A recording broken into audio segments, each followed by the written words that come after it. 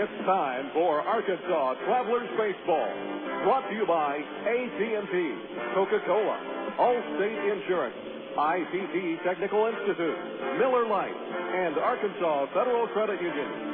Now, let's head to the ballpark for the ITT Tech pregame show. Here's the voice of the Arkansas Travelers, Phil Elson. Live from Corpus Christi, Texas, Arkansas Traveler Baseball is on the air. Hello once again, everybody, and a very pleasant good afternoon to you from Whataburger Field next to the Corpus Christi Channel. Tonight, Minor League Baseball and the Texas League present the Arkansas Travelers and the Corpus Christi Hooks, Game 4 of a 4-game series. As usual, a splendid night for baseball here by the Bay.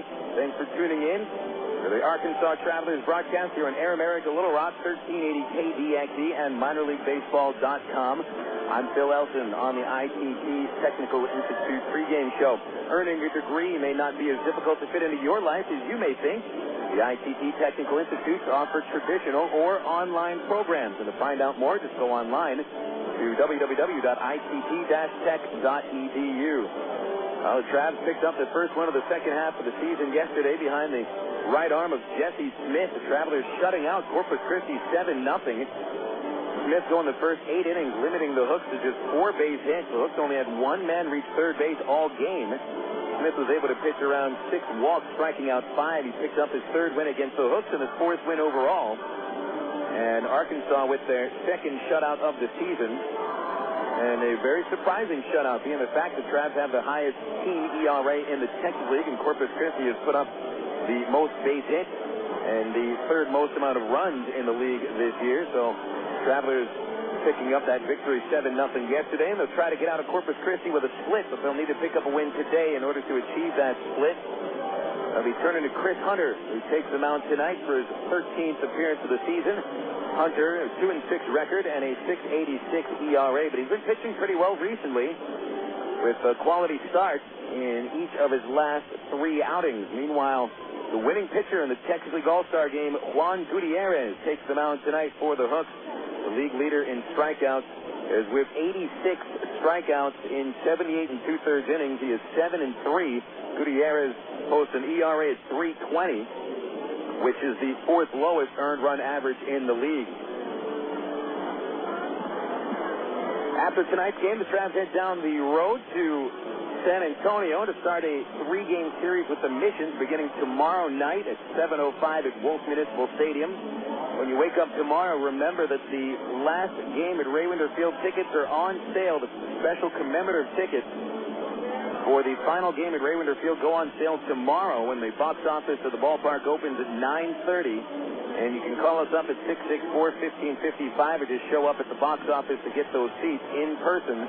That special commemorative ticket for the game on Sunday, September 3rd is on sale tomorrow. Back to what's going on here in Corpus Christi. The Travelers and the Hooks finishing off the 4-game series by the Bay at Whataburger Field. Plenty of news to talk about from around the Angels organization and the Texas League. We'll have all of that coming up next on Air America Little Rock, 1380 KDXE. At one time or another, we all want to change the world in which we live, make it a better place. Introducing the new ITT Tech School of Criminal Justice. At ITT Tech, we now teach the fundamentals of the criminal justice system, along with the technology to help respond to and prevent crime. ITT Technical Institute School of Criminal Justice. Education for the future. To find out more, call 1-800-ITT-TECH or visit us on the web. Hey guys, want another beer? Another what? Another beer. I didn't have a beer. You do a beer? I don't think so. Yes, you did. These beers right in front of you? Remember you ordered them from me? Where? I mean, I remember eating the wings. Yeah, the wings were good. Are you sure we drank the beer? Look, you guys came in, you ate the wings, you drank the beer. Huh. Whatever. Do you guys want another round? Of what? Beer. Yeah, that sounds great. You want a beer? I would love a beer. Next time, try the light beer with the taste you won't forget. Great tasting, less filling, Miller Lite. Miller, good call. Miller Brewing Company, Milwaukee, Wisconsin. My mother said, no daughter of mine is driving a truck. I'm an 18-wheeling, double-clutching lady truck driver. There's nothing else I'd rather be doing. BC powder is this trucker's best friend. My day starts at 4 a.m. and ends 12 hours later. Out here on the road, there's a million things that's happening at once. I take BC for stress headaches, backache. I just can't pull over when my head's pounding. The reason I take BC is because it's fast and it works. I'm Carolyn from Asheboro, NC, and my pain reliever is BC. Users directed. You're listening to Arkansas Travelers Baseball. 93 degrees here in Corpus Christi, Texas, with humidity at 46%. It feels like 98 degrees. Just 15 minutes before first pitch at Whataburger Field. Phil Elson with you on the ITT Tech pregame show. Today for Travelers in the Hooks, finishing off a 4-game series. Earnings potential can increase with higher education, and you can chart a new career path with the help of an ITT Technical Institute program of study. To find out more, just go online to ITT-tech.edu. Checking up what happened in the Texas League yesterday. San Antonio Missions beat Springfield 8-2 to take a 2-1 series lead. Mission right-hander Robert Rohrbaum made his AA debut, limiting the Cardinals to 2 runs over 6 innings, scattering 8 hits. And he picks up the win in his AA debut. Jason Bourgeois, the second baseman for the Mission, finishing with 5 runs batted in on a single, double, and a sacrifice fly. Cardinal All-Star right-hander Stuart Pomerantz lost his 3rd straight decision, falling to 7-3, allowing 5 runs on 8 base hits in 5 innings. And Marshall Hubbard hit his first AA home run for San Antonio. Over at Wichita yesterday, the Wranglers became the first team to 3 wins in the second half with a 9-4 victory over the Rough Riders. Mitch Meyer hit a 3-run triple in the second inning, and Chris Levansky finishing 3 for 3 with a couple of doubles and 2 runs scored. Of all 9 runs for the Wranglers, they scored all in the first 3 innings off Frisco starter Pete Comacini, who gave up 8 runs, lasting just 2 1/3, falling to 0-4. Wichita right-hander Kyle Middleton picks up his 5th win, striking out 8 batters and allowing 3 runs in 5 innings. Wichita with a 3-1 series lead, going for the sweep today against the Rough Riders. And at Driller Stadium yesterday, the Tulsa Drillers had a leadoff home run of the first inning from Seth Smith, and the Drillers never looked back. Tulsa 6, Midland 1 for the final score. Smith finishing with 3 base hits.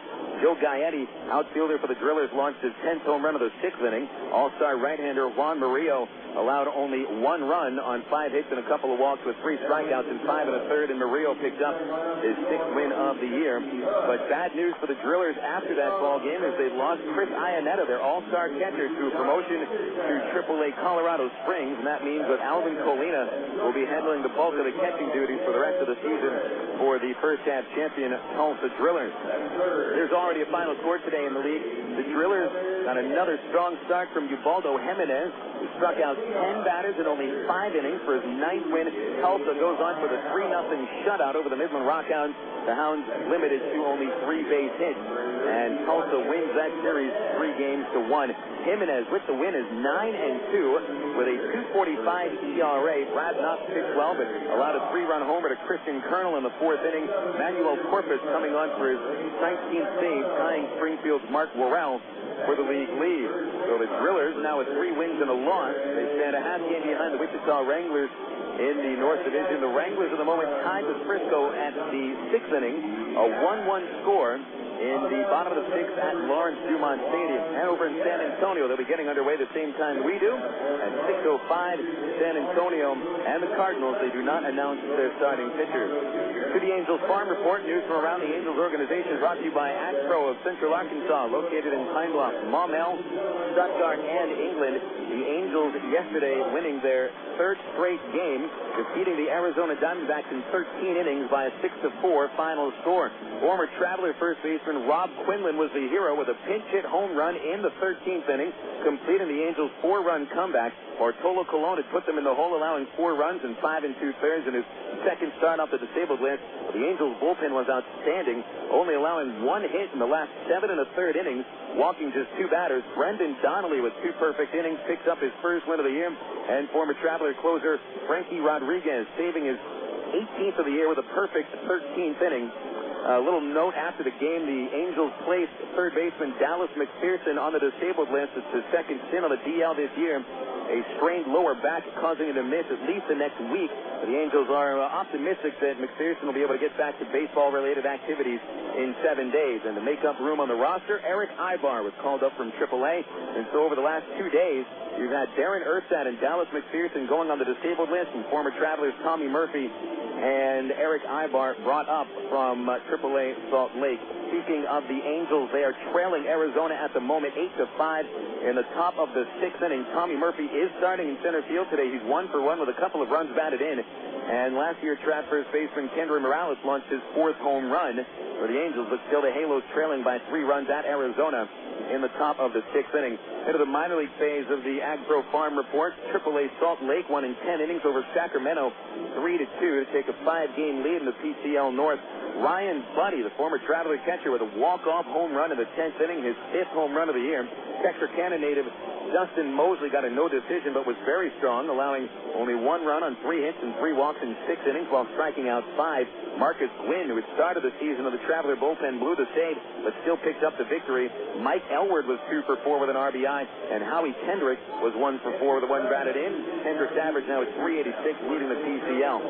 In the California League, Rancho Cucamonga lost their 5th straight. High Desert with a 9-8 win over the Quakes. Fernando Rodriguez taking his 4th loss against 6 wins, giving up 8 hits and 6 runs in 3 2/3 innings. Freddie Sandoval and Ben Johnson hit home runs for the Quakes. Former Traveler reliever Aaron Pullen 2 1/3 shutout relief inning.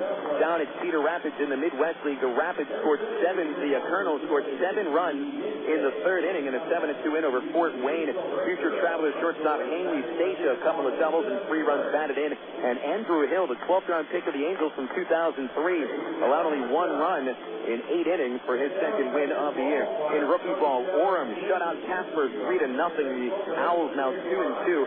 4 pitchers combining on a 5-hitter with Ken Herndon going 3 shutout innings for the victory. Peter Bourgeau, who had 3 hits in a game 2 days ago, he gets the platinum sombrero, striking out 5 times in 5 at-bats, but still the Owls with a 3-0 win over the Casper Rockies. In the Arizona Rookie League, the Arizona Angels were off. They did not play. That's your news from the Angels organization, brought to you by AgPro of Central Arkansas, located in Pine Bluff, Maumelle, Stuttgart, and England. AgPro is proud to feature outstanding John Deere products, and you can sign up for a demo of some of John Deere's best equipment online at agprocompanies.com. We've got the hooks, we've got the Travs, we've got the starting lineup coming up next on Air America Little Rock, 1380 KDXE.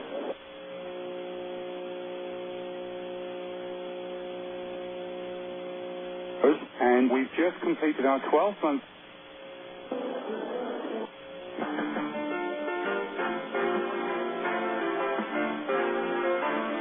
It's time for Arkansas Travelers Baseball. Brought to you by AT&T, Coca-Cola, Allstate Insurance, ITT Technical Institute, Miller Lite, and Arkansas Federal Credit Union. Now, let's head to the ballpark for the ITT Tech pregame show.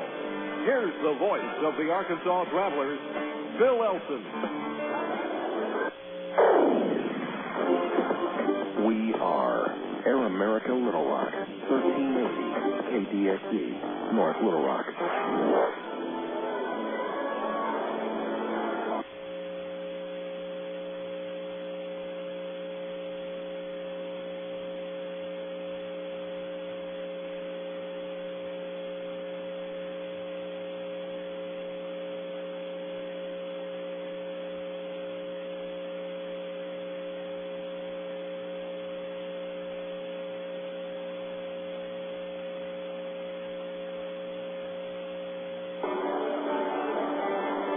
Back at Whataburger Field as the Travelers and the Hooks get set for the final game of a 4-game series by the Corpus Christi channel. Phil Elson with you on the ITT Tech pregame show and taking a look at the starting lineups. We begin with the Corpus Christi Hooks, the home ball club with a 43-29 record.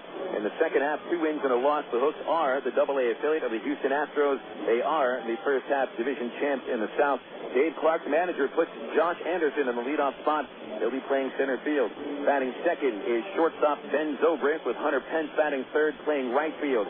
After a day off, J.R. House back in the cleanup spot. He'll be catching. Jorge Cortez with a league-high 20-game hit streak, batting fifth in left field. Walter Young, the designated hitter for Corpus Christi, batting sixth.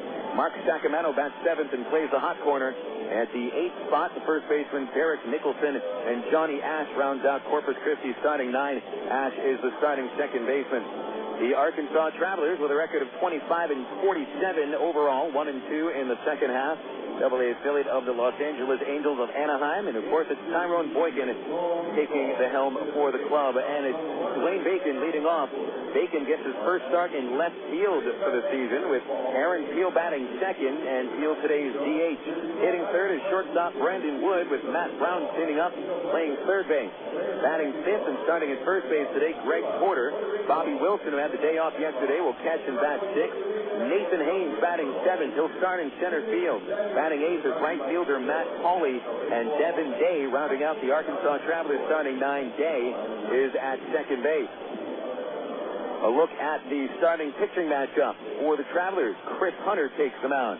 A 6'4" native of Linden, Utah, who is making his 13th start of the season, a record of 2-6 with a 6.86 ERA. Hunter has worked 60 1/3 innings, allowing 76 base hits and 11 home runs. He has walked 28, striking out 22, and is allowing a .310 batting average against. But Hunter has pitched very well recently. Last 3 starts, a .350 ERA, with the Travs winning 2 of those 3 starts. Chris Hunter takes them out today for the Arkansas Travelers. On the mound for the Hooks is the winning pitcher from the Texas League All-Star game, Juan Gutiérrez. Gutiérrez, a 6'3", native of Puerto La Cruz in Venezuela, is only 22 years old with a fastball in the mid to high 90s. Gutiérrez, the top strikeout pitcher in the league, actually tied with his teammate Paul Estrada with 86 strikeouts in just 78 2/3 innings. Gutiérrez has won 7 games with 3 losses, and the 4th lowest earned run average in the league is .320. He's worked those 78 2/3 innings, allowing 76 base hits and 10 home runs.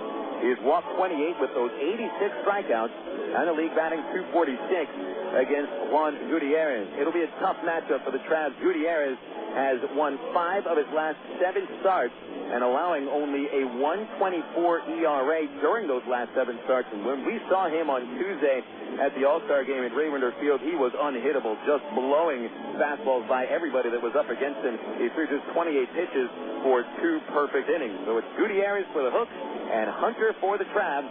The umpire crew for the series is the same. Jason Stein, the crew chief, is behind the plate. Over at third base will be Aaron Banks, with Rob Hansen calling the outs at first base. And a splendid night for baseball here in Corpus Christi. We have been blessed with just perfect weather ever since we got into the city of Corpus Christi early Thursday morning. There hasn't been a single drop of rain. Just a few clouds up in the sky. Yes, it's been hot, but that's what we expect here by the bay. It has been a wonderful trip for the Travs, even though only 1 win and 2 losses.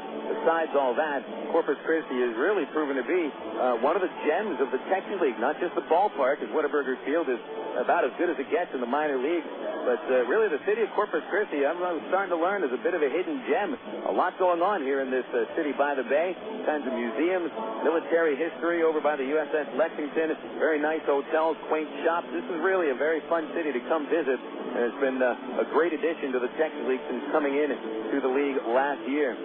This will be the Travs' final game at Whataburger Field for the season, unless they pick it up and win the second half division championship and then go on to play in the Texas League Championship Series. Corpus Christi winning the first half division title with 5.5 games. They've already set their tickets to the playoffs, and they'll wait to see who their opponent is in the first round.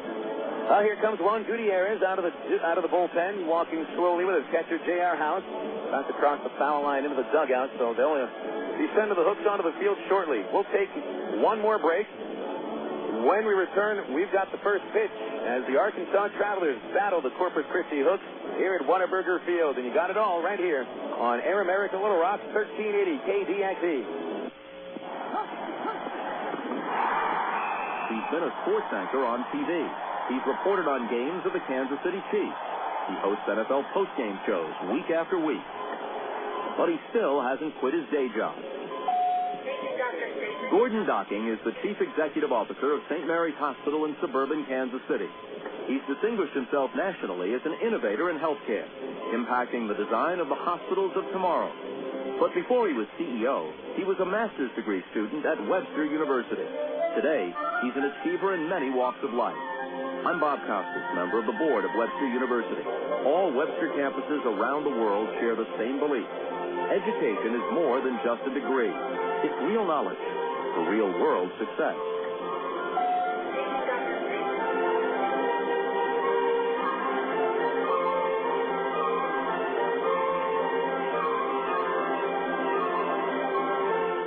Want to buy a new car? Take a dream vacation, remodel your home, or finance just about anything? You can use the equity in your home to make it happen.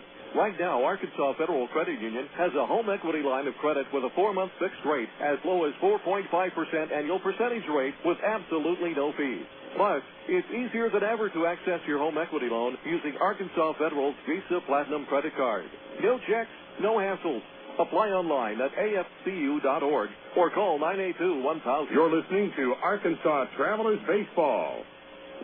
Is your house looking a bit under the weather? Have extreme weather conditions taken their toll on your home's exterior? The solution isn't more paint. It's weather-resistant vinyl siding from Sears Home Central. Call Sears now for a free in-home estimate at 1-800-531-7785. Sears vinyl siding resists tough weather and keeps your home looking great for years. It has the attractive look of freshly painted wood, yet you'll never need to scrape and paint your home again because vinyl siding from Sears is virtually maintenance-free.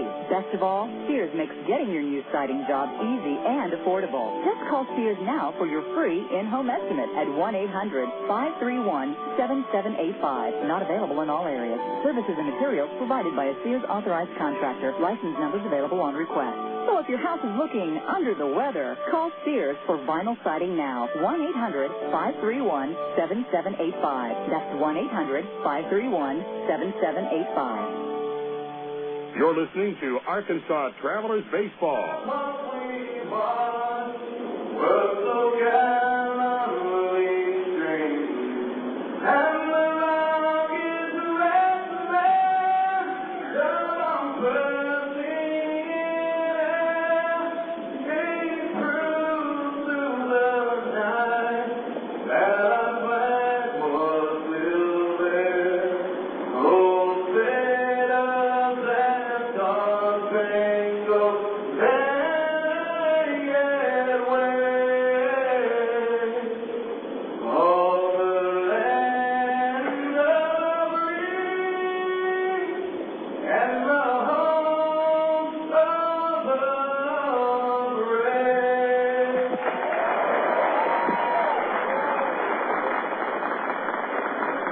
Job singing our national anthem, and the Arkansas Travelers are set to swing it from the first base dugout, and the Corpus Christi Hooks take their spots over on the third base side, pardon me, getting them dugouts a little mixed up here.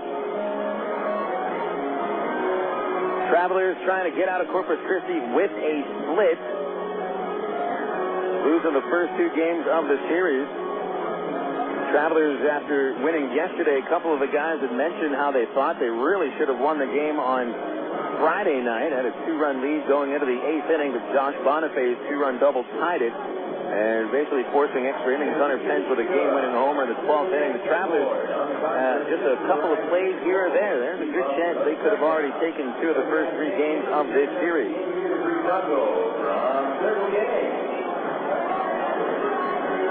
And it's a tall order to beat Juan Gutiérrez. In fact, the last team to defeat Gutiérrez were the first half champion Tulsa Drillers, and they beat him by a final score of 3-1. Gutiérrez only allowing 2 runs on 4 hits in 7 innings on June the 3rd.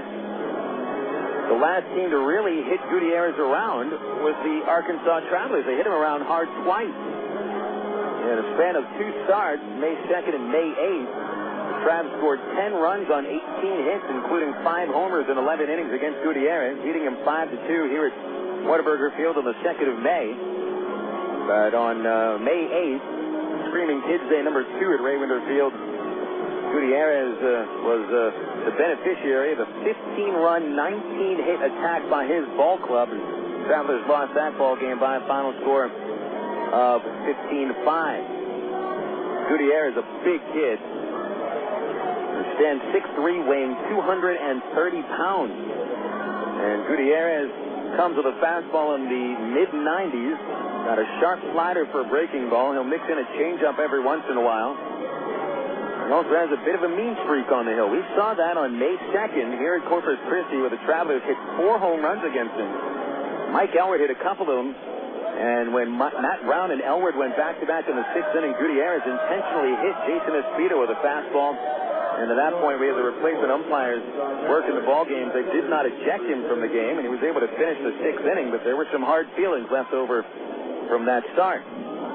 Gutiérrez, after hitting Espino, basically walked off the mound towards the Traveler dugout, and it looked like he was challenging the entire team to a fight, and that's really not going to endear him to anybody, even his own teammates. So Gutiérrez, since then, has been a completely different pitcher, simply dominating the Texas League in his last 7 appearances. Dwayne Bacon will lead things off, and Gutiérrez delivers a fastball, and Bacon fouls it straight back. We've got our first pitch tonight at 6:11.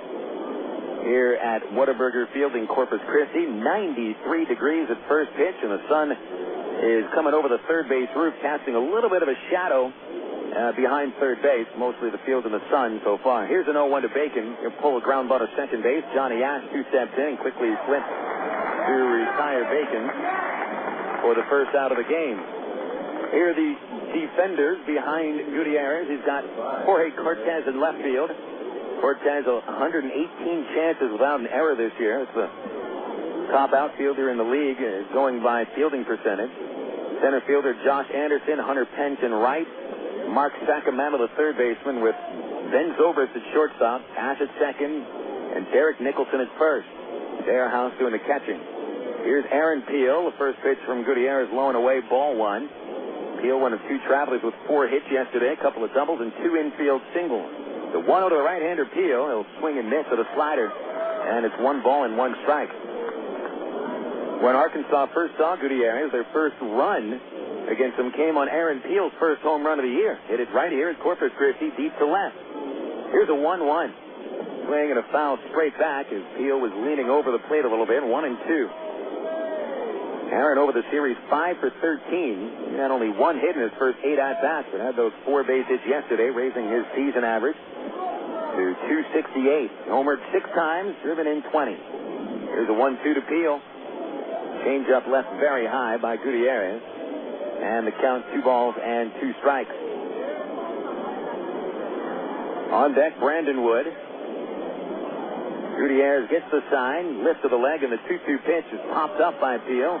Behind first base, Nicholson gives way to the second baseman, Ash, and Ash comes right where Nicholson was standing and makes the catch. 2 quick outs to bring up Brandon Wood.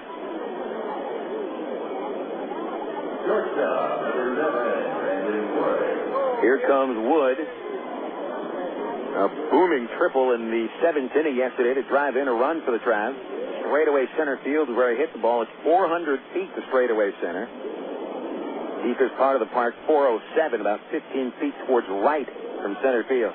Pitch to Wood, a fastball for a called strike. It was Brandon's second triple of the year, but also his league-leading 43rd extra base hit. He has 4 more extra base hits than Hunter Pence of Corpus Christi.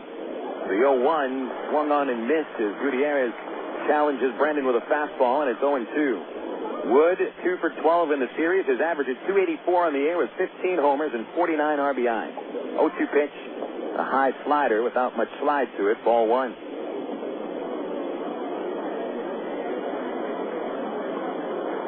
Gutiérrez with those 86 strikeouts. And here's his 1-2 to Wood. The slider is hit down the left field line in the air, but Cortez coming in to make the catch. I tell you, Wood just missed getting that one out of the park. Gutiérrez got lucky hanging a slider, but Brandon just a little bit in front of it. So the Travelers go down in order in the first inning, and we'll go to the bottom of the first. Chris Hunter takes the mound for the Travs tonight against the Corpus Christi Hawks. We'll see Chris's first pitch coming up next on Air America Little Rock 1380 KBXE. A young married couple sat silently on a porch swing one warm June evening. The young wife looked over at her new husband and asked, "George, do you think my eyes are beautiful?" "Yep," answered George. A minute went by. "George, do you think my hair is attractive?" Again, George answered, "Yep." More time passed. "George, would you say that I have a gorgeous figure?" Once again, George answered yes. "Oh, George," she gushed, "you say the nicest things." I'm Mark Evans, pastor of the Church at Rock Creek. You know, when you're building a marriage, you have to learn how to talk to each other. Think about it.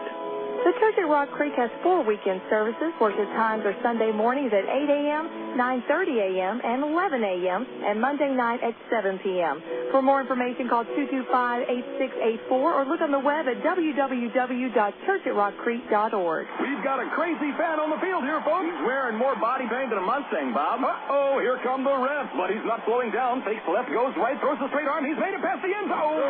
Say hello to Mr. Goalpost. Sports injuries can be ugly, but with some of the best orthopedic physicians in the state, Baptist Health in Ortho, Arkansas deliver the kind of care that can help you get back on your feet and back to the games you love. For an athletic trainer or for more information, call Baptist Health Healthline, 227-8478. Oh, he's going to feel that in the morning. You're listening to Arkansas Travelers Baseball. Into the bottom of the first inning at Corpus Christi's Whataburger Field as the Hooks come to the plate against Trav's right-hander Chris Hunter. Hunter's first start of the second half of the season. He was very strong in his final start of the first half in the 17-2 beating of the Wichita Wranglers 1 week ago in Game 1 of the doubleheader. Hunter took a shutout into the 7th inning. He ground a home run, put an end to the shutout. Chris did not get an out in the 7th inning, but still, he really pitched a great game. He was accurate with his fastball. The slider was low in the strike zone, and Hunter picked up his second win of the year with those strong 6 innings, allowing 5 hits and just 2 runs. Here's Josh Anderson, the leadoff batter for the Hooks. Out of Eubank, Kentucky, left-hander. 2 for 4 yesterday. Pitch from Hunter is inside for a ball. Hunter, a fastball in the mid to high 80s. He'll throw a slider and a changeup. And usually has to be low in the strike zone to be successful. Pitch to Anderson, swung on and fouled off his right knee. Falls down in a heap and gets back up quickly. Jogs back towards the backstop and doubles over in pain. It's his left knee, it appears, is what got hit on that foul ball. And boy, he went down immediately, but Anderson is trying to shake off the effects of that hard shot off his leg. And it appears that he is at least well enough to continue playing. But wow, I mean, this is the first at-bat of the game for the Hooks. And if Anderson's going to stick around for the rest of the game, he's got 9 long innings in the heat. And that knee is going to start to get a little stiff. Now, that is not good news for the Hooks because the number one part of Anderson's game are his wheels. And as of now, he's got one wheel a little deflated. Pitch to Anderson. Pops it up down the left field line. Tough play. Here comes Dwayne Bacon to the line. He gets there. And Bacon makes the catch for out number 1. That'll bring up Ben Zobrist. Here are the fielders behind Hunter. The outfield is aligned differently than it has been all year. Bacon gets his first start in left. Nathan Haynes getting the start in center field. And Matt Pauley is in right. Third baseman is Matt Brown. Brandon Wood at shortstop. Devin Day at second base for the 4th straight game. And Greg Porter at first. And the catching is Bobby Wilson. Actually, it's the 6th consecutive game that Day starts at second base with Eric Rodland still out with a sore quad muscle. Pitch to Zobrist, low, ball 1. Switch hitting shortstop. That's left-handed against the righty Hunter. Zobrist on base with 3 walks yesterday, but didn't get a base hit in his only at-bat. Here's a 1-0, and it's right down the pipe. Hunter's fastball coming in for a strike, 1-1. Zobrist with a .331 batting average. He's hit 2 home runs, driven in 24. Hunter delivers. The slider is outside, ball 2. Zobrist gets on base a ton. .433 on base percentage, ranking 2nd in the league, only 4 points behind Wichita's Matt Tumpman. Zobrist steps out of the box. Looking at his round bat, he steps back in, close to the plate. Right foot pointed down the third base line. Here's the 2-1 from Hunter. The fastball is under the knees of Zobrist, 3-1. Zobrist has walked 43 times. Second in the league to Rico Washington of Springfield, but anytime soon Zobrist is going to pass Washington as Rico has been promoted to AAA Memphis. The 3-1 pitch is outside again, ball 4. So that is the 5th walk that Zobrist has taken in the series, and that'll bring up Hunter Pence. Number 18, Hunter Walks have been a little bit of a sore spot over the last couple of games for the Travelers. 8 walks in yesterday's game, but only 4 base hits. This Corpus Christi ball club does have some players that will force you to throw strikes, and Zobrist right to the top of the list. Here's Pence. The only hit of the series, the game-winning homer on Friday. Pitch from Hunter is a strike. 0-1. Got it at the knees. A good fastball at 87 miles an hour on the AT&T Yahoo high-speed radar gun.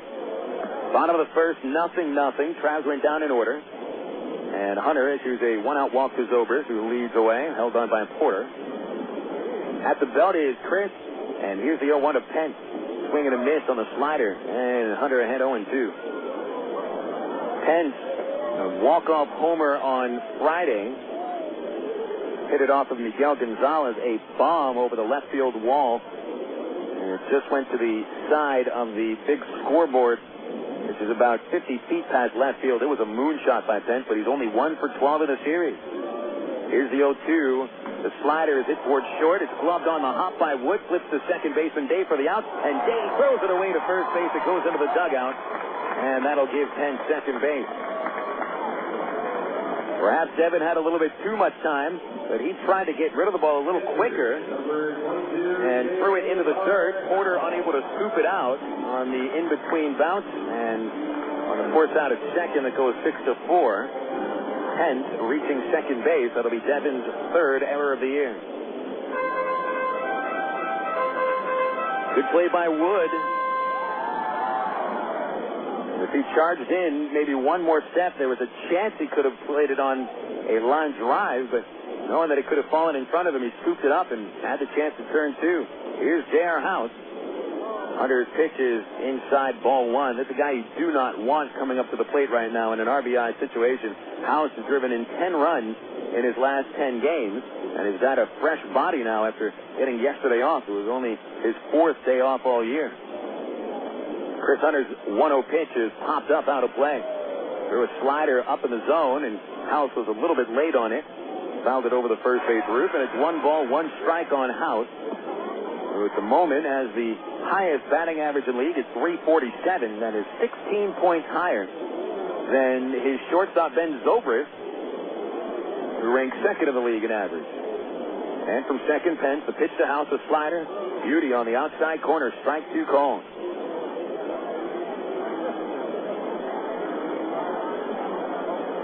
House with 8 home runs, 49 runs batted in. Hunter trying to make it a scoreless first inning. Into the stretch, a glance at Pence. Backing off his Day from second. Here's the pitch. Swung on, a shot towards right center, falling in, a base hit, and it splits the outfielder. Picked up by Nate Haynes on the warning track. He braces as he falls into the wall, throws into second base, and House is there with a stand-up double, and scores on the play, and it's 1-0 Corpus Christi.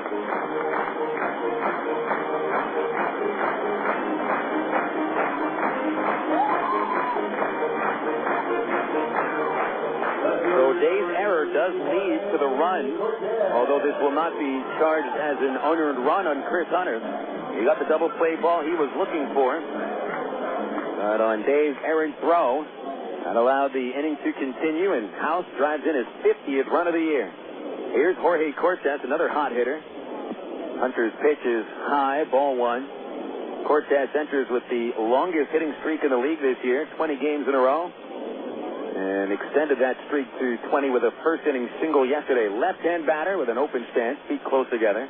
Here's the 1-0 from Hunter. Swung on and pulled slowly into the 4-hole. Bobbled by Day, drops it, and he's safe at first with no throw. That'll be Devin's 2nd error of the inning.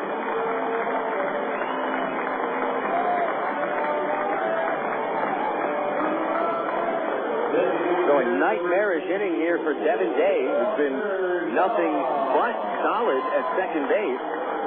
He's committed 2 errors all season, and he's committed 2 errors here over the course of 3 plays. The inning continues with Big Walter Young coming up.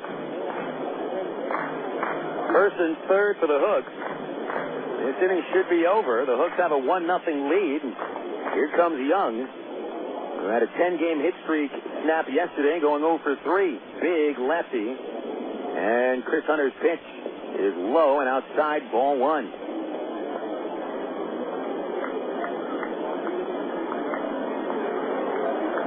Young hitting .242 in his 35 games with the Hooks. He started the season at AAA Portland in the Coast League. 5 homers, 23 runs batted in at Corpus Christi. The 1-0 outside as Hunter tried to get him to chase a pitch under the knees. Dove outside as well. 2 balls, no strikes. Young came close to the only long ball or the only run for the Hooks yesterday with a drive to right center that Dwayne Bacon made a beautiful catch on in the 9th last night. Dangerous pitch coming 2-0 to Young. Swing a chopper to second base, but off the line goes Porter. He makes the play, and about halfway from second base, he flips to Hunter at first for the out, and that'll end the first inning. So Hunter really minimizes the damage that could have come. Only 1 run on 1 base hit, 2 errors, and 2 men left. Heading into the top of the second, it's 1-0 the Hooks on Air America Little Rock 1380 KDXE. Did you know that more than 250 Arkansans are currently awaiting an organ transplant? And did you know that every 16 minutes, a new name is added to the organ transplant waiting list? You can help to reduce these numbers by registering to become an organ donor. Call the Arkansas Regional Organ Recovery Agency at 866-660-5433 or visit the Aurora website at www.arora.org to learn more. Become an organ donor. Give hope. In today's busy world, who has time for questions? Where to go, how to get there, what to eat? With over 30 locations in central, north central, and northeast Arkansas, Double B's has the answers. Double B's makes it easy to stop in and get on with your day, wherever you are. Start your day with Double B's Coffee Cafe. Gourmet coffee, better than most coffee houses. Grab lunch on the go with delicious selections from Quiznos, Pizza Pro, Baskin Robbins, Chester's Fried Chicken, or Subway. Clean your auto with a car wash. And all Double B's locations feature pay-at-the-pump technology, so you're back on the road in no time. Make the most of your time and stop worrying about life's little questions. We've got the answers at Double B's. Dr. Pepper, the taste of originality, Dr. Pepper. Salute individuality, Dr. Pepper. Do what you do, your moment has come. You're not like anyone, nothing better, Dr. Pepper. You're listening to Arkansas Travelers Baseball. A Sunday's early evening here in Corpus Christi, Texas. Mid-90s heat. Right here at the tail end of the month of June. Travs out to San Antonio next, so they'll have no refuge from the heat. I guess we're expecting about triple-digit temperatures in the Alamo City. But this time of year, if you can't get out, if the heat bothers you, you got to get out of the Texas League. The Texas League is one giant hot kitchen this time of year, and the oven always seems to be on. Top of the second, the Hooks grab a 1-0 lead with only 1 hit, 2 errors by Devin Day in the bottom of the first. Matt Brown will lead off for the Travs here in the second against Juan Gutiérrez. Ray Gutiérrez has been pitching recently. 1 run is enough for the Hooks. Pitch to Brown is a little inside. Nice big slider by Gutiérrez, but missed the corner. Ball 1. Brown joined Aaron Peel as a traveled 4 base hits yesterday, 4 for 5. Here's a 1-0. And Brown takes wide, ball 2. Brown, 2 infield hits, 2 singles to the outfield, and 2 runs batted in. Brownie with 3 infield singles in this series. Not that Brownie has all that much speed, but he has found the right place, putting the ball on the ground. Here's the 2-0.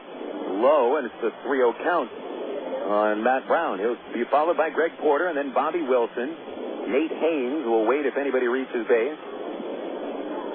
Brown does have a home run against Gutiérrez this year. Here's a 3-0 pitch. He swings, he pops it up, out of play, over to the first base dugout. It's going to settle under the roof and bounce off the roof into the 7th row. 3-1 count on Brown. A lot of the fans that are at the ballpark, they have congregated in the third base seats, which are in the shadows. The first base seats where the sun is just going to be setting right in people's faces over the next hour. They've about half empty. But I tell you, a lot of fans have started to settle underneath the grandstand roof. Here's a 3-1 to Brown. swing and a high fly ball hit it to straightaway center field. Anderson has it measured in front of the track 10 feet, and shading his eyes with his glove, he makes the catch, and it's 4 in a row set down by Gutiérrez. Gutiérrez has just missed allowing a couple of home runs. He had Wood out in front of a slider in the first, and Wood slide out to left. Brown had a fastball just under the letters. Hit it pretty well, but just got underneath it too much. 1 away, and here comes Greg Porter. The Travelers' first baseman is on a 7-game hit streak, raising his average to 287, and a pitch on the way. It is a fastball for strike 1 at Porter's knee. Porter's been the DH for the first 3 games of this series and getting his first start at first base. The 0-1 slider hung right in there, and Porter takes strike 2. Porter turns to the plate umpire Stein.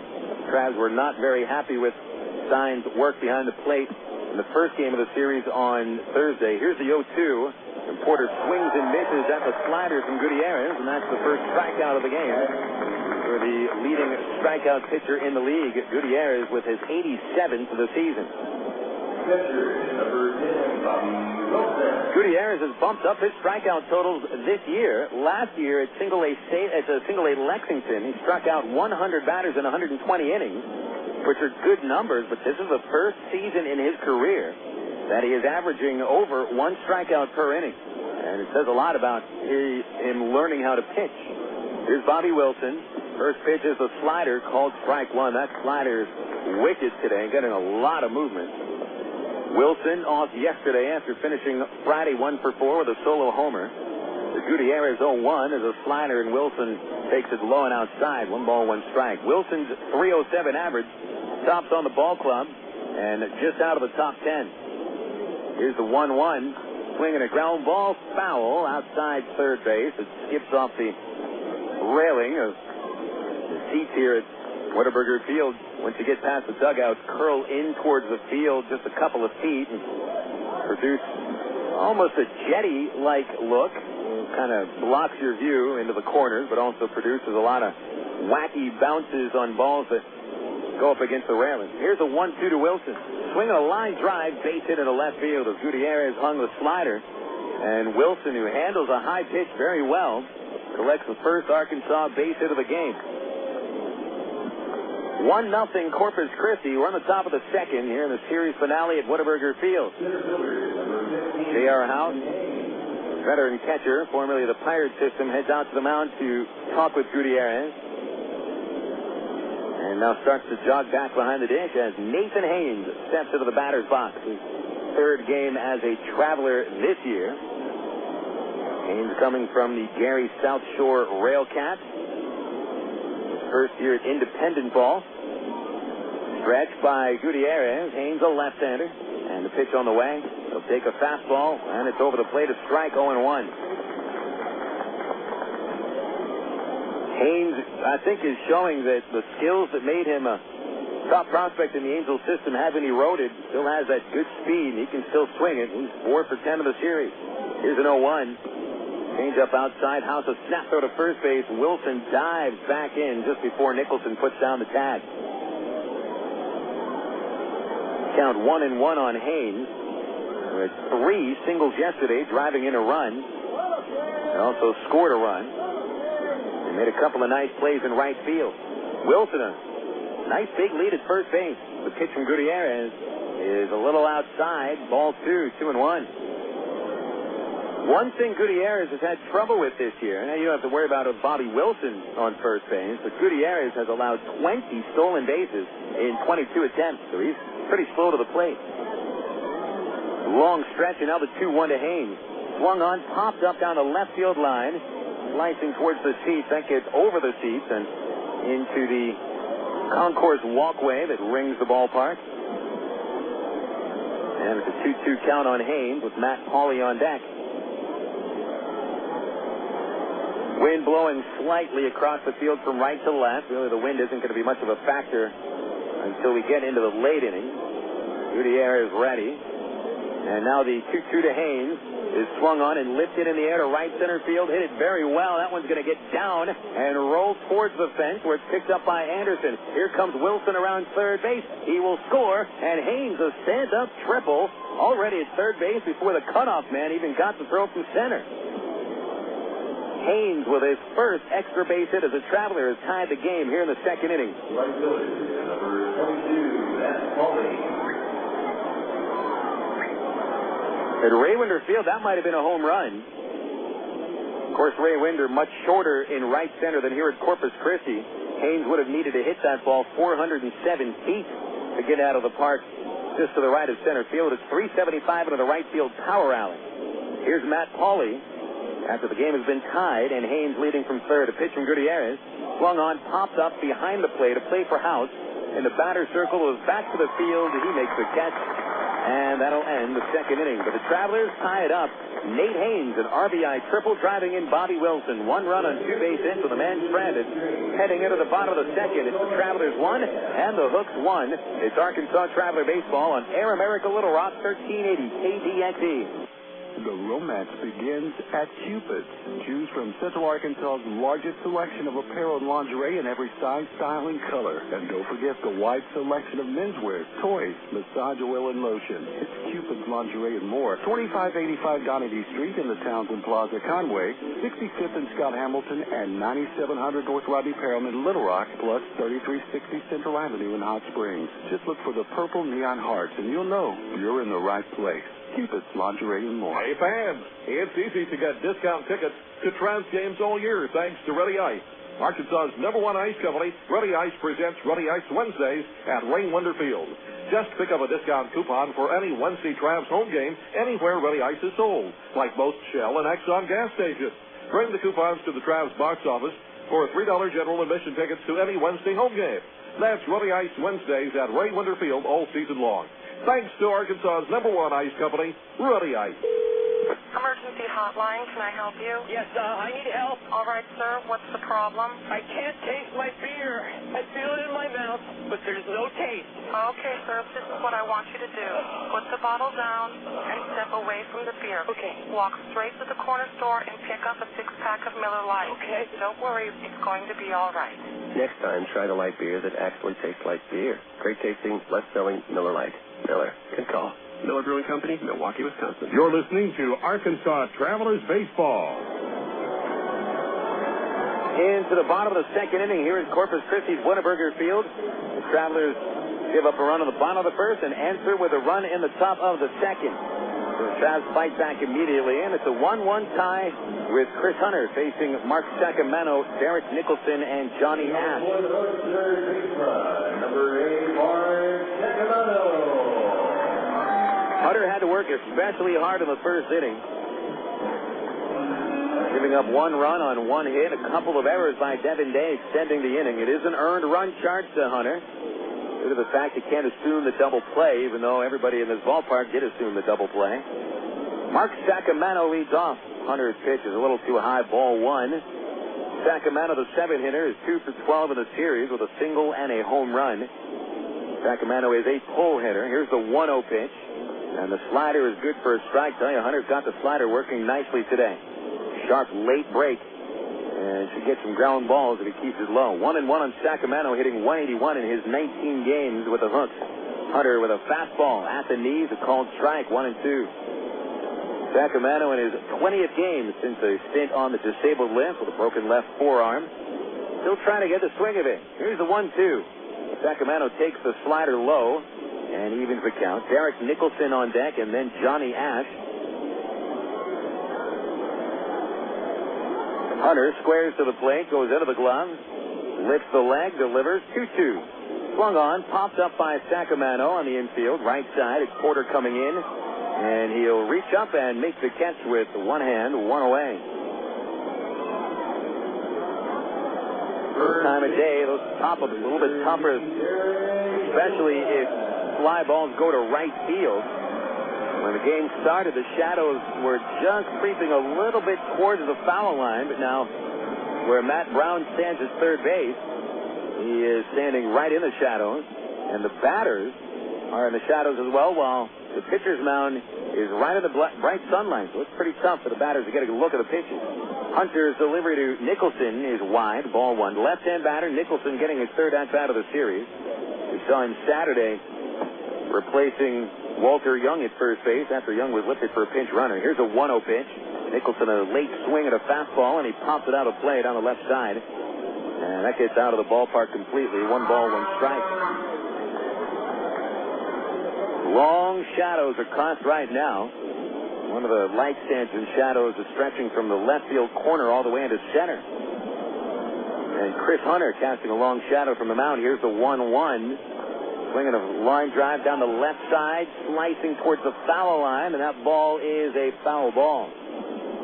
Hit very well by Nicholson off the end of the bat. Been a little bit late on his swings on the offerings from Chris Hunter. Travs and Hooks tied 1-1 here in the bottom of the second inning. Even though Corpus Christi has a lead in the season series 6-4, these teams have been pretty well matched up against each other. The Hooks have outscored the Travs 64 to 57. And so there really haven't been many blowouts with the exception of one game. Here's a 1-2. Swing and a chopper foul pulled outside first into the Arkansas dugout railing. Still a ball and 2 strikes on Nicholson, batting .226.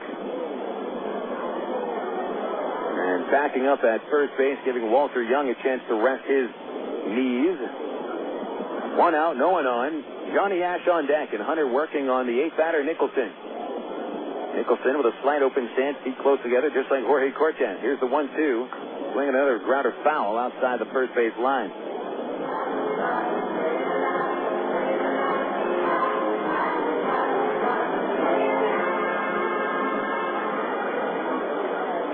Nicholson has fouled off the last 4 pitches.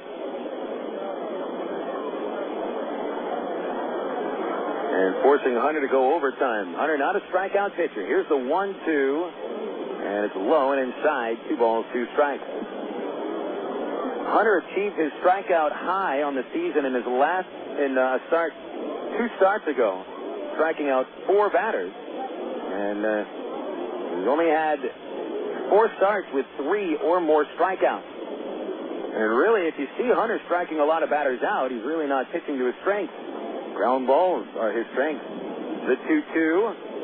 Nicholson a swing and a fly ball left center. Going back, Bright Bacon at the warning track is going to get over his head, and he'll play it at the warning track. And chunking into second base with a stand-up double is Derek Nicholson. It's a well-deserved extra base hit for Nicholson, really fighting with Hunter pitch after pitch.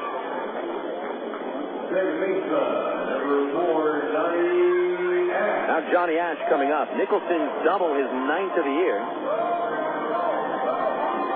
And the second base hit for the Hooks today, both of them doubles. J.R. House, an RBI double in the first. And now Nicholson sets up Ash. Ash started this series batting .361. He's down to .342, a pitch to the lefty. In the dirt, dug out by Bobby Wilson, ball 1. Ash is 1 for 11 in this series. He does have 1 RBI. He's been on base twice, once for the hit pitch, once for the walk. More than he has base hits. Here's a 1-0 pitch from Hunter. And it's grounded past, it's taken by Hunter, bobbles it on the mound. He has the chance for the out at first, and he gets it with a throw to Porter. Nice play by Hunter. He fields his position fairly well. On the play, Nicholson moves from second to third base. To the top of the hook corner now, and Josh Anderson. This is where Hunter has been able to bear down this year when he's got a runner at second and third and 2 outs. Now, Chris is allowing a .310 batting average to the Texas League this year, but in a position like this, a runner on base and 2 outs, only a .200 batting average allowed by Hunter. He'll go from the windup against the left-handed Anderson. The pitch is lined into center field. Here comes Haynes, and he makes the catch on the line drive by Josh Anderson. That'll end the second inning. Haynes out in center field looks just like he did 2 years ago. There's no runs for the Hooks in the second. 1 base hit, 1 man stranded. After 2 innings complete at the Big Burger in Corpus Christi. The Travelers won, and the Hooks won. This is Arkansas Traveler Baseball on Air America Little Rock, 1380 KDXE. Is your house looking a bit under the weather? Have extreme weather conditions taken their toll on your home's exterior? The solution isn't more paint. It's weather-resistant vinyl siding from Sears Home Central. Call Sears now for a free in-home estimate at 1-800-531-7785. Sears vinyl siding resists tough weather and keeps your home looking great for years. It has the attractive look of freshly painted wood, yet you'll never need to scrape and paint your home again because vinyl siding from Sears is virtually maintenance-free. Best of all, Sears makes getting your new siding job easy and affordable. Just call Sears now for your free in-home estimate at 1-800-531-7785. Not available in all areas. Services and materials provided by a Sears authorized contractor. License numbers available on request. So if your house is looking under the weather, call Sears for vinyl siding now. 1-800-531-7785. That's 1-800-531-7785. Claude Markham on working in the United States Navy. I'm an aviation ordnanceman, second class. It's an indescribable feeling being up on the flight deck and just being next to them, pulling the pin from the weapon launcher before they take off. It's a big rush inside, and not many people my age can do the job that I do out in the outside at such a young age. Most jobs reveal what you do. Ours reveal who you are. To learn more, check out Navy.com or call 1-800-USA-NAVY. Navy. Accelerate your life. You're listening to Arkansas Travelers Baseball. Here to the top of the third here at Whataburger Field with the Arkansas Travelers and the Corpus Christi Hooks tied 1-1. Phil Elson with you on Air America Little Rock, 1380 KDXE. Back at the studios, Matt Algerman and Lindsey Floyd. And to my right, the farm director of the Los Angeles Angels, Tony Regan, joining us for the third night in a row. Devin Day leading off, and a pitch is outside, ball one. Tony, I mentioned it yesterday when you came on, and I think you came on in the third inning when the Travs started to pull away a little bit. Gutiérrez delivers today. The 1-0 pitch, a fastball, swing and a miss. 1 ball, 1 strike. That was at 93 miles an hour. Now, Tony, a lot of people in baseball are superstitious. I'm just saying you're a good luck charm. Players are superstitious. Here's a 1-1 today. Swung on, broken bat, grounded to short. It's Zobrist up clean with the baseball. Running towards first, he fires and records the out. Day is gone. Tony, are you at all superstitious as a farm director? Are there any things that you believe in as superstition? No, not really. I think in development, you just want the best effort out of the kids each day. And every once in a while, I get on a string where I'll go into a certain town and we'll win a few games, and hopefully I could stick around and the streaks can continue. But that's about as superstitious as I get. So you don't believe in the stuff where if you eat at a certain restaurant at a certain time or have a lucky rock or anything like that. Here's Dwayne Bacon. Hits to Bacon as a fastball inside, 1-0. Buzz Crane, our bus driver, well, he found a rock yesterday that he had the entire team rub, and they picked up a win. So what do you know? You go into the clubhouse today, and the 1-0 to Bacon is a called strike, a slider at the knee. And there was that rock hanging from one of the doors, and everybody was touching it. Well, maybe Buzz is on to something. 1-1. Pulled on the ground to first base. Nicholson on the second bounce, flips to first with Gutiérrez beating Bacon to the bag. There's 2 quick outs here, and Gutiérrez has thrown only 6 pitches. Here comes Aaron Peel. But Tony, you've been here for the 3 games, and a lot of the guys that I talked to on the team and a couple of the coaches had thought, well, after watching the team play so well yesterday, that made them think that, well, they really should have won the game on Friday night. So even with looking at it positively yesterday, looking back to what happened Friday, the Travs probably could be up 2-1 in the series. And the pitch to Peel was a called strike, a slider. Yeah, I think you're right, but that's baseball. You know, those things happen, and hopefully you can keep those things at a minimum. And 1 to Peel is in there again, strike 2. And just play well and play as hard as you can, and then, you know, if you play hard, I think things will turn in your favor. No balls, 2 strikes on Peel. He popped up in the first. Gutiérrez delivers and almost hits Peel. The ball in and out of the catcher's mitt with a fastball in the mid-90s, riding high and tight. 1 ball, 2 strikes. You know, Tony, I'm glad that you brought that up, the idea of continuing to play hard. A lot of people had asked at the tail end of the first half of the Travs already out of contention. There's a 1-2 pitch to Peel. It was swung on in line to the shallow right, falling in a base hit for Aaron Peel. That was his 6th hit of the series and 5th hit of the last 2 games. 2-out single gives Brandon Wood a chance.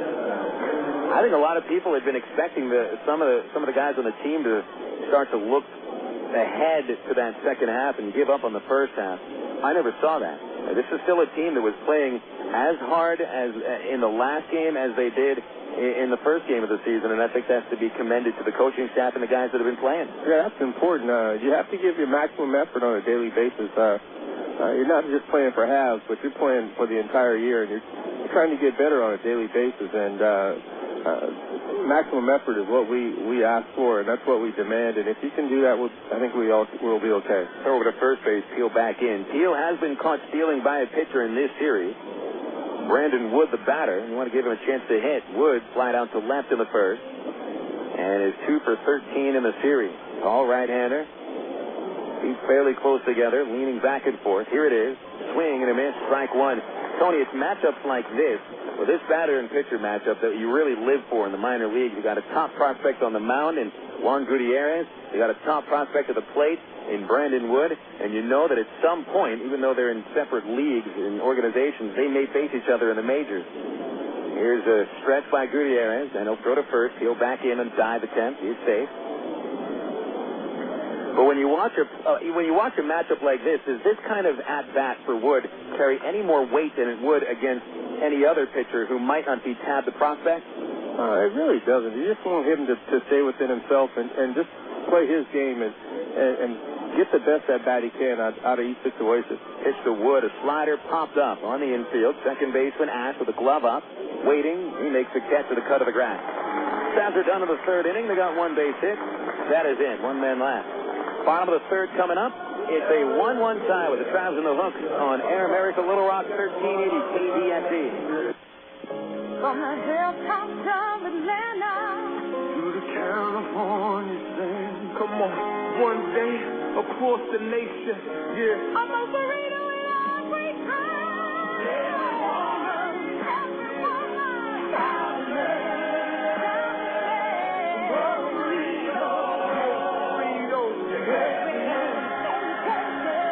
Most Burritos, 2834 North Hills Boulevard in North Little Rock by Kroger's in North Hills and McCain. Go your own way with National Car Rental. Take a one-time trip and discover Arkansas. National's great weekend special is just what you need for a trip to the Ozarks. Or get your friends together and rent a minivan to historic Eureka Springs. National offers a wide choice of sizes and styles, from luxury cars to vans and sport utility vehicles. Unlimited mileage rates are available. National Car Rental has 2 convenient locations, Little Rock Airport and North Little Rock at 3919 Clark Avenue. See National Car Rental's ad in the Yellow Pages. Go your own way with National Car Rental. 1, 2, 3. We're at the supermarket checking out shopping lists. Oh, here's mine. Let's see. Milk, cheese, yogurt, ding, ding, ding. Oh, do I win? Well, actually, you probably lose. What? Lose inches. Oh. These studies show that people following a proper reduced calorie diet that included 3 servings of milk, cheese, or yogurt every day had better weight loss results and trimmed more from their waistline than if they just cut calories alone. So eat 3 cool, creamy servings of milk, cheese, or yogurt a day. Wow, I consider that a win. Have you had your 3 today? You're listening to Arkansas Travelers Baseball. Coming into the bottom of the third inning here at Corpus Christi's Wienerberger Field, the Travelers won and the Hooks won. I'm Phil Elson, along with the Angels farm director Tony Regans. And Tony, man, they keep throwing things out of the press box down to the fans. And where you sit after you leave the press box is right underneath the broadcast booth. And as you mentioned, everybody, when they see something getting thrown out for free from the press box, everybody just wants it, don't they? Yeah, I think they think it's $1 million. Well, who knows? Maybe one day we'll stuff a couple of bills in one of those softy balls and get somebody a nice early Christmas present. So I think you can afford it. I don't know if I can have anything to say to that. Then Zobrist leads off the third and takes a called strike. Chris Hunter in 2 innings has scattered 2 hits, 1 run. J.R. House an RBI double in the first for the Hooks, and Nate Haynes tied it up with a triple in the second, scoring Bobby Wilson. Zobrist takes a pitch way high, a change-up that I think Hunter didn't hold on to very long, and it sailed over Bobby Wilson's head. It hit the backstop. 1-1 the count. Zobrist followed by Hunter Pence and J.R. House. Proud of the cut of the grass up at third. Here's a 1-1. A tapper towards the hill. Backhand by Hunter. Nice play. As time throws wild to first, but Porter stretches into foul territory and brings in the throw. 1 away, and that'll bring up Hunter Pence. Tony, you've been the farm director for the Angels, I believe, since the end of the 2001 season. And I'm wondering, I mean, if somebody wanted to be a farm director, how do you go about getting into the position of becoming a farm director? Well, I know that you had started as an intern in the Angel system, and it's a great story, really, a classic story of climbing your way up the ladder with one team. So how did you do it? That was my situation was probably a unique one. I worked my way up, like you said. Pitched the Pence, a curve low, ball one. You know, and it was a long time. It took a long time to get in that situation, but a lot of it is just being in the right place at the right time, working hard and doing what you're asked, and then sometimes the chips fall in place for you. 1-0 pitch to Pence. The slider is also a little bit low, ball two. Pence reached on a fielder's choice in the first. On a double play ball to shortstop on a wild throw, he reached first and got to second and scored on the house double. Here's a 2-0 pitch, and that's in the dirt, ball three. Tony, did you get into baseball, thinking, well, someday I'd like to be a farm director? I mean, what was it that got you into baseball? What was it you wanted to do? Always loved the game and liked being around the game, and I was just fortunate. People saw me. 3-0 pitch low, ball four. Pence aboard at first, House coming up to the plate. People saw me at a young age in the game, and I had a little knowledge and worked hard and thought that I'd be a good fit.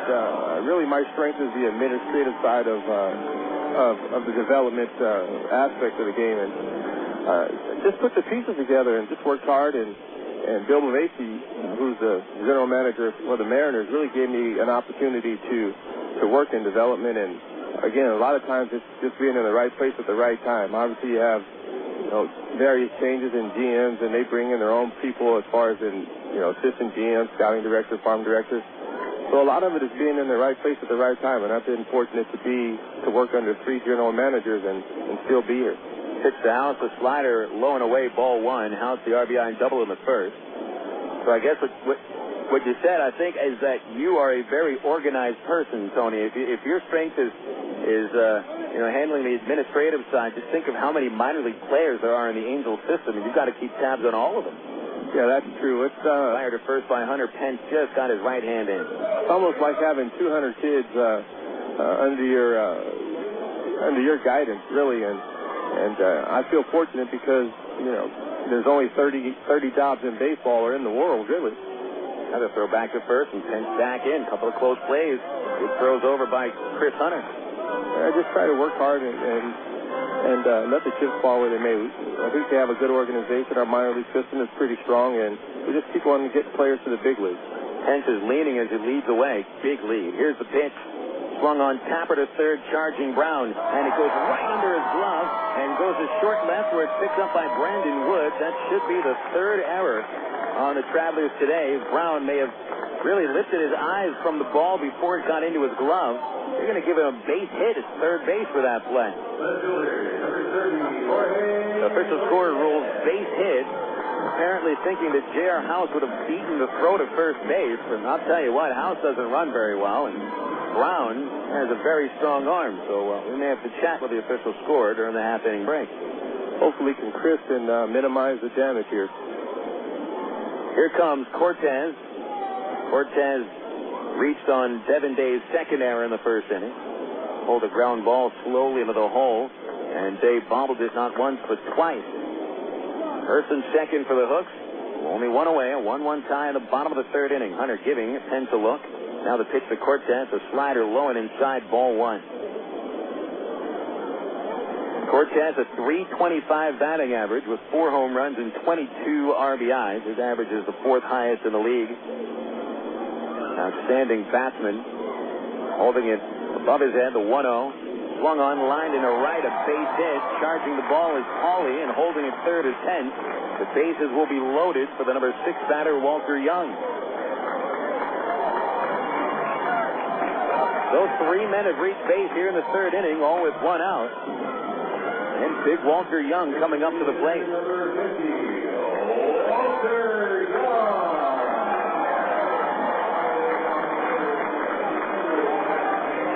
Well, Young, who had homered in 4 consecutive games heading till yesterday, not really a guy you want to come to the plate with the bases loaded with his power potential.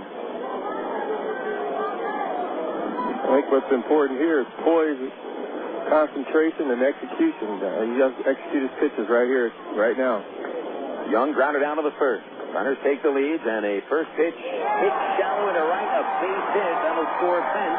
Out charges around third. Pauly will throw to third base, trying to throw out Cortez, but the throw is a little late. A two-run single by Walter Young, and the Hooks take a two-run lead.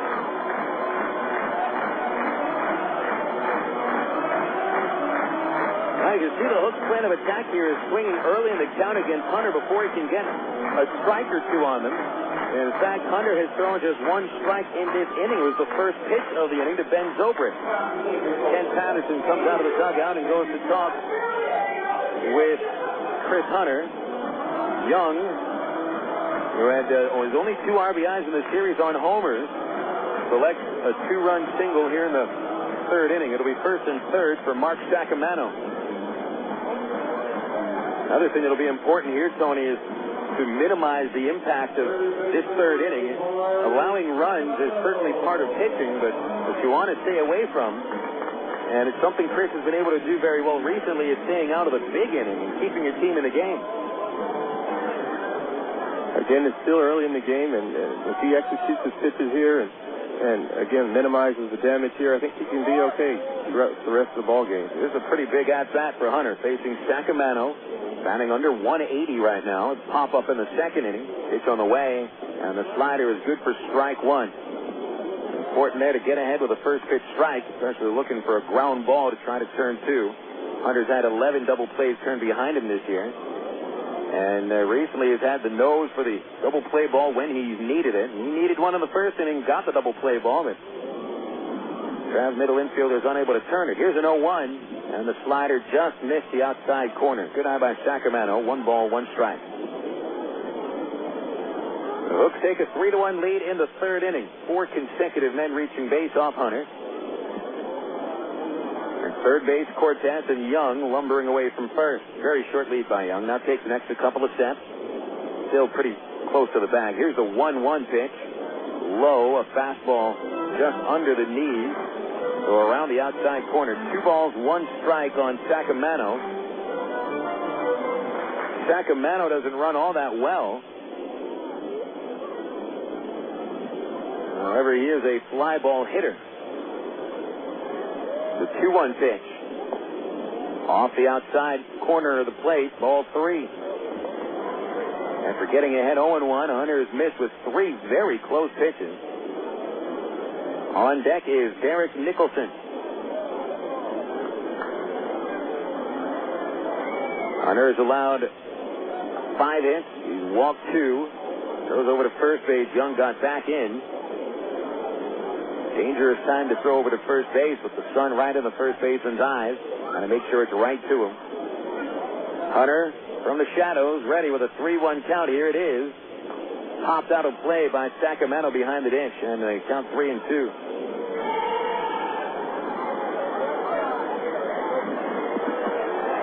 You can tell how important it is for Tony to come out and watch these games. You really can't do your job strictly judging by box scores and game reports and statistics. It's important to watch a situation like this that Chris Hunter is dealing with. Here's the 3-2 pitch. Swung on, popped out of play again. You're right. A lot of things you need to be in the ballpark, seeing the players on a daily basis, because you can't, judge a person's heart, how he competes, just by box scores and statistics. And we have to remember that, this is a game played by human beings, and sometimes you can break it down based upon numbers and really take away some of the human angles of the ball game. But right now, you get a chance to see how Hunter deals with a very tough spot. 3-2 pitch. Slider didn't slide, high and inside, and the base is loaded on the walk. Second walk of the inning brings up Derek Nicholson. First baseman number 13, Derek Nicholson. So the second chance of the bases loaded for the Hooks. Walter Young drove in 2 runs with a base hit before Saccomanno's walk. And now it is Nicholson standing in. Nicholson is 2 for 3 with the bases loaded this year, driving in 5 of his 13 RBIs in a bases-loaded spot. Left-hand batter, he doubled in the second. Pitch on the way. Swing and a miss. Hunter sneaks a fastball by him, and it is 0-1. If he gets the ground ball here, he can get out of the inning with minimal damage here. So it's important for him to execute his pitches right now. Nicholson carefully steps in. Bent knee stance with a straight bat. Target goes on the inside corner for Wilson. Hunter delivers an 0-1. The slider is outside. 1 ball, 1 strike on Nicholson. At third base, Jorge Cortez. Walter Young at second, and Mark Saccomanno at first. A trio to clog up the bases. Short lead by the runners. And Hunter ready at the belt. Here's the 1-1 pitch. Nicholson a pop-up on the left side of the infield. Nice job by Hunter. Brown underneath it. The infield fly rule called by the umpires. And Brown makes the catch anyway for out number 2. Second baseman, number 4, Johnny Ash. Now it's Johnny Ash coming up.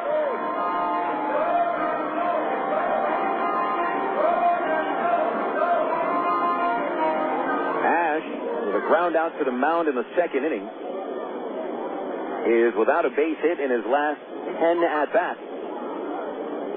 5'9" left-hander stands in. Hunter still from the stretch with the bases loaded. 3-1 hooks in the third. Here's the pitch. A foul ball by Ash. Nice pitch by Hunter on the fifth. And we've seen him get ahead, Tony, with a strike against the last 3 batters, though he couldn't put Saccomanno away. And you can tell that Hunter hasn't lost that mentality of trying to get ahead. Ash choking up maybe a quarter of an inch. Hunter quietly into the stretch, lifts the leg, deals, and it's pulled on the ground to the 4-hole, giving Chase Day. Gloves it from short right, wheels, turns, the throw in time. Spectacular job by Devin Day with a very tough play in short right field. And Chris Hunter shreds 3 batters here in the third inning. The Hooks scored twice on 3 base hits, but they leave 3 men on. And Hunter, a nice job keeping the damage to a minimum. 3 innings are in the Big Bad scorebook. Heading into the 4th, it's the Hooks 3 and the Travelers 1. Back after this on Air America Little Rock 1380 KDXE. What if there were no bad drivers? What if everyone always followed the speed limit? What if 10-car pileups didn't exist? In a world like that, we'd all be better off. It's why Allstate is introducing 2 incentives to drive safe. For every 6 months you don't have an accident, you'll get cash off your renewal bill with the Safe Driving bonus. And for every year of safe driving, you'll get $100 off your deductible with Deductible Reward. Another year, another $100 off, up to $500. But it's not just about saving money. Safe driving also saves lives. It's time to make the world a better place to drive. That's Allstate, Dan. Are you in good hands? Get Allstate Your Choice Auto Insurance today. Call a local Allstate agent or 1-800-ALLSTATE. You can get $100 off your deductible the day you sign up. Features are optional and subject to terms, conditions, and availability. Deductible rewards apply to collision coverage. Patent pending. Allstate Property and Casualty Insurance Company and Allstate Fire and Casualty Insurance Company, Northbrook, Illinois. Stone Lakes Golf Course is one of Central Arkansas's hidden sports gems. Located just 1 mile off I-440 on Faulkner Lake Road, Stone Lake features a unique link-style course and some of the most reasonable green fees around, complete with driving range plus chipping and putting greens and a full-range snack bar. Stone Lakes has everything a good duffer needs. Check out a hole-by-hole description on stonelakes.net or call 945-0945 for Stone Lakes. Faithfully chronicling the Bush administration implosion. Air America Little Rock. 1380 KDXE North Little Rock. 3 innings are complete here. The totals, starting with the Arkansas Travelers, 1 run, 3 base hits, 2 errors, and 2 traps stranded on the bases. For the Hooks, it's 3 runs on 5 base hits, no errors, and the Hooks already have stranded 6. Juan Gutiérrez now has a 2-run lead to work with, and the Corpus Christi right-hander facing Matt Brown with a first pitch fastball wide, and the count is 1-0. Brown, Greg Porter, and Bobby Wilson here in the 4th. Brown flat out to center field. Gutiérrez allowing a run of the second on a Nate Haynes triple. The 1-0 is a fastball for strike 1 over the outside corner, 1-1. Phil Elson joined by Tony Regan, the Angels farm director. Tony, I've talked about the idea of the Angels having so much talent in the minors for a lot this year. The 1-1 to Brown, a slider that hung, strike 2 called. And I imagine, you have a lot of talent in the minors for a couple of reasons. One, and we're seeing the reasons now, is that you've had some injuries with the Major League team this year and been able to plug the holes with the talented rookies. As Brown goes the other way, a line drive, slicing foul. And he'll come back to the plate with a 1-2 count. Just today, Dallas McPherson on the disabled list. Eric Ibar comes up. Day before that, Darren Erstad on the disabled list. Tommy Murphy comes up. Jeff Mathis didn't work out so well in his stint with the Angels. Bring Mike Napoli up. Boom. All of a sudden, he's turning into a star. Casey Kochman has had mononucleosis, if I can get it right. Kendry Morales comes up. So there's one reason to have all the talent in the minors. Brown back up to the plate. Here's the windup and the 1-2. Swing and a line drive to deep left. Going back, Cortez at the wall. He can't catch it. Bounces off the fence way in front of Cortez. And he'll have to find that ball as Brown tries for third base. Here comes the throw. Bouncing into third. And Brown is out. He's out by 3 feet. Cortez with his second assist in the outfield in 2 games. And Brown makes the cardinal sin of committing the first error of an inning at third base. 7-5, and the ball bounced into third base on Cortez's throw. So a double, but Brown's thrown out 7-5. That'll bring up Greg Porter. Oh, back to what I was talking about there, Tony. I guess the other reason is we hear so many trade rumors, especially this time of year with the trading deadline a month away. Another reason that some Major League teams have all the talent in the minors is to trade them for Major League ready talent. However, it's not something the Angels have done much. Here's a pitch to Porter, and a slider for a strike. It's 0-1. Do you anticipate possibly a trade involving any talent in the minors? Not like you could really tell us if there's one on the books ready to go, as the 0-1 is low, 1 ball, 1 strike. But is that one reason the Angels look at a good reason to have all the talent in the minors as well? As an organization, we like young players. We like players that 1-1 to Porter, swing and a miss, strike 2. That have ability and that can help us long term and at the Major League level. But like you said, you develop players so that you can use them in certain ways. And pitch to Porter, swing and a miss, and strikes out for the second time. 2 gone. Wilson coming up. But you don't want to trade a player away unless that player is going to, help you at the Major League level, and that's what the bottom line is. You want to be as good as you can be at the Major League level, and if a player in the minor leagues can help you acquire a player that's going to help at the Major League level, then you do it. If it doesn't help that Major League team, then you don't do it. Bobby Wilson takes a high slider, and the count 1-0. But we've heard so many of the Travelers over the last, 3 years, rumored in trades. A 1-0 to Wilson, and he gets underneath it. A pop up to shallow center, out from shortstop Zobrist. Zobrist is there, and he'll make the catch.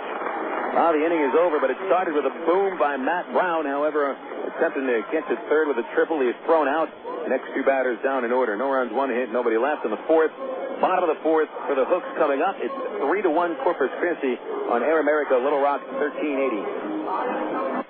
Want to buy a new car? Take a dream vacation, remodel your home, or finance just about anything? You can use the equity in your home to make it happen. Right now, Arkansas Federal Credit Union has a home equity line of credit with a 4-month fixed rate as low as 4.5% annual percentage rate with absolutely no fees. Plus, it's easier than ever to access your home equity loan using Arkansas Federal's Visa Platinum credit card. No checks, no hassles. Apply online at afcu.org or call 982-1000. Coca-Cola, this is Mitchell. My friend's brother is a molecular biologist, and he was saying the only way you could have gotten Coke Zero to taste like the regular Coke was to engineer it in space. I would not. Well, no, but think about the whole zero factor, like zero gravity. It makes perfect sense. Zero is for the 0 calories. Just stop pretending that you don't engineer Coke Zero in space. Can you do that? I wish I could speculate on that, sir. The next launch. I just want the time for the next launch. Coca-Cola Zero. Real Coke taste. 0 calories. For 30 seasons, Jim Elder was the radio voice of the Arkansas Travelers. Fans knew him as the human encyclopedia of sports knowledge from baseball to horse racing to football. Jim knew it all, but Jim Elder was about much more than sports. He also loved to help kids, and that's why his friends and family started the Jim Elder Good Sport Fund. The fund helps organizations that teach kids about life through sports, like Park, RBI Baseball at Lamar Porter Field, the First Tee, Arkansas Sheriff's Youth Ranch, and kids clinics with the Arkansas Travelers. Jim Elder's legend will live on in Arkansas through the Jim Elder Good Sport Fund. See them online at jimelder.org. You're listening to Arkansas Travelers Baseball.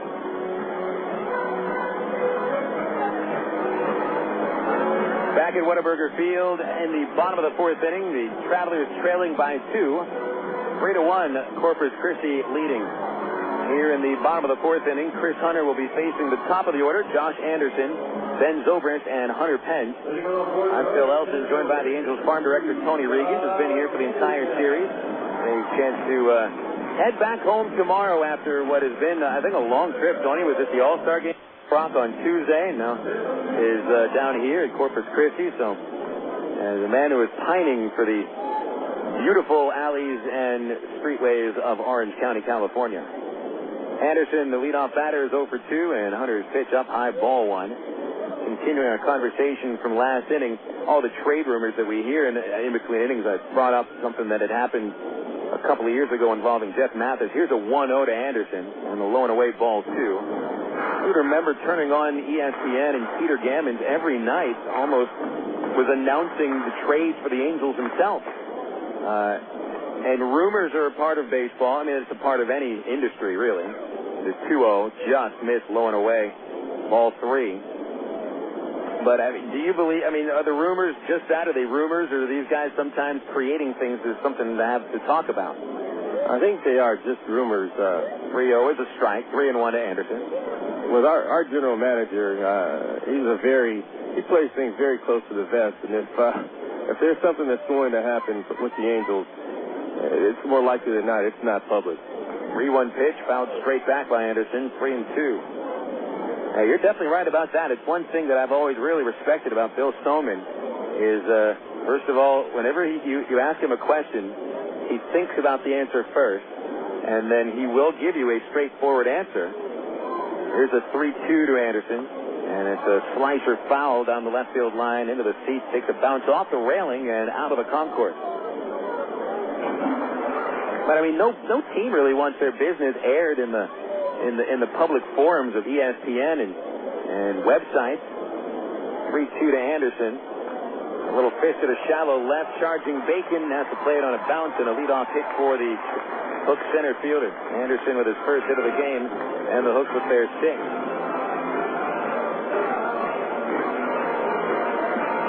Coming up to the plate now, Ben Zobrist.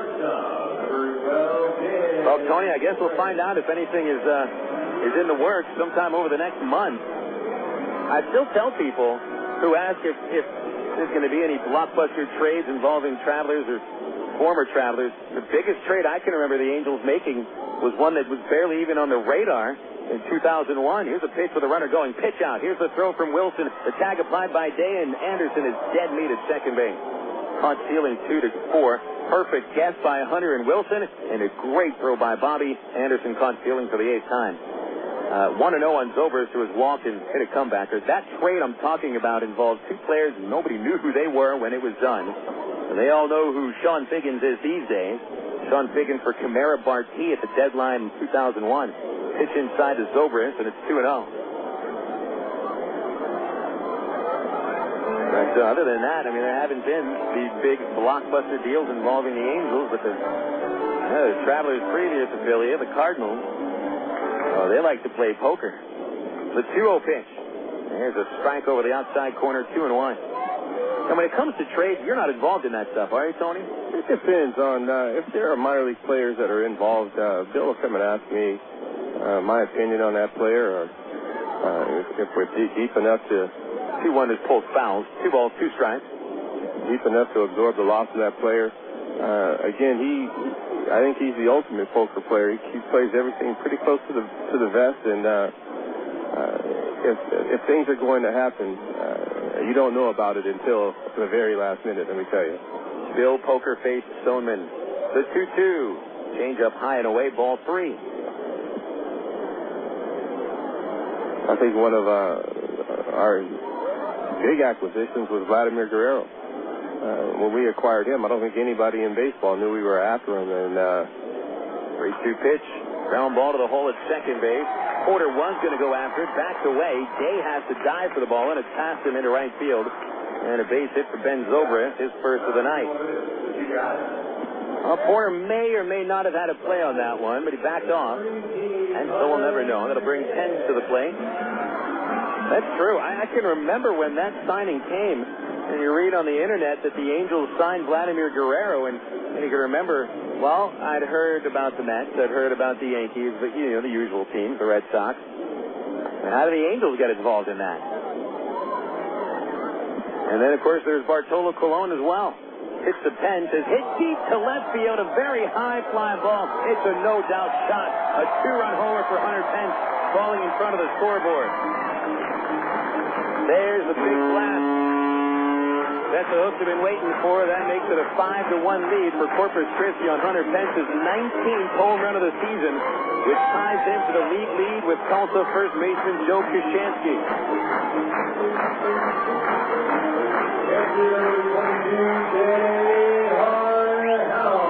So Pence has now been on base 3 times. That's the 3rd run that he scored. And J.R. House coming up to the plate. He's 2 for 2.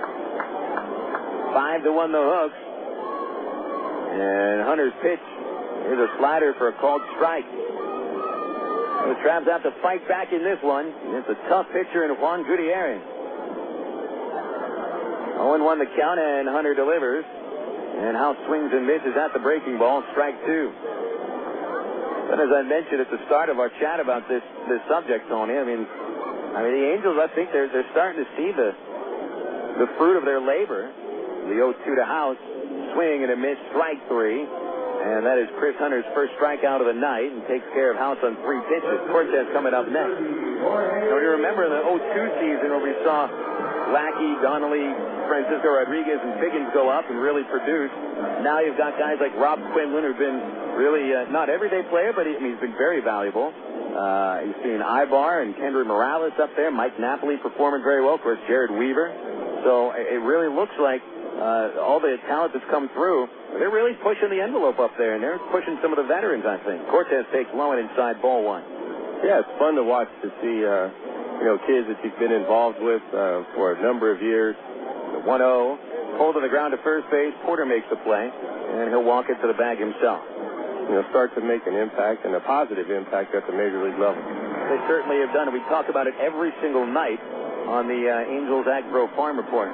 So the Hooks scored 2 times in the 4th inning on 3 base hits. Nobody left.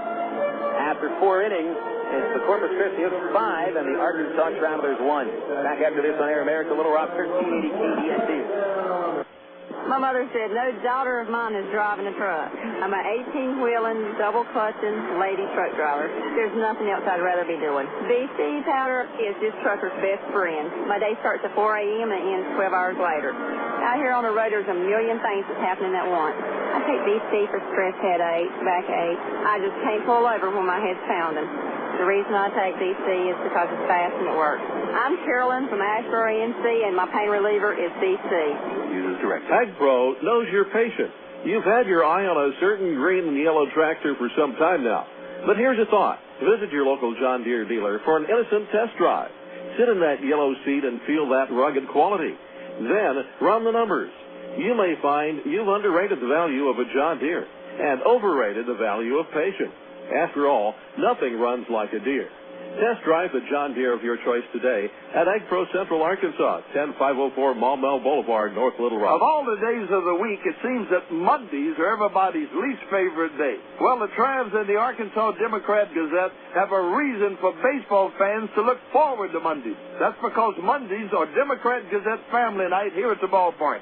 You just pick up a copy of Monday's Democrat-Gazette, and you'll find a discount family ticket right there in the sports section. That's right. It's a coupon that admits the whole family for just $2 a person. Hey, Mondays don't sound so bad anymore. You're listening to Arkansas Travelers Baseball.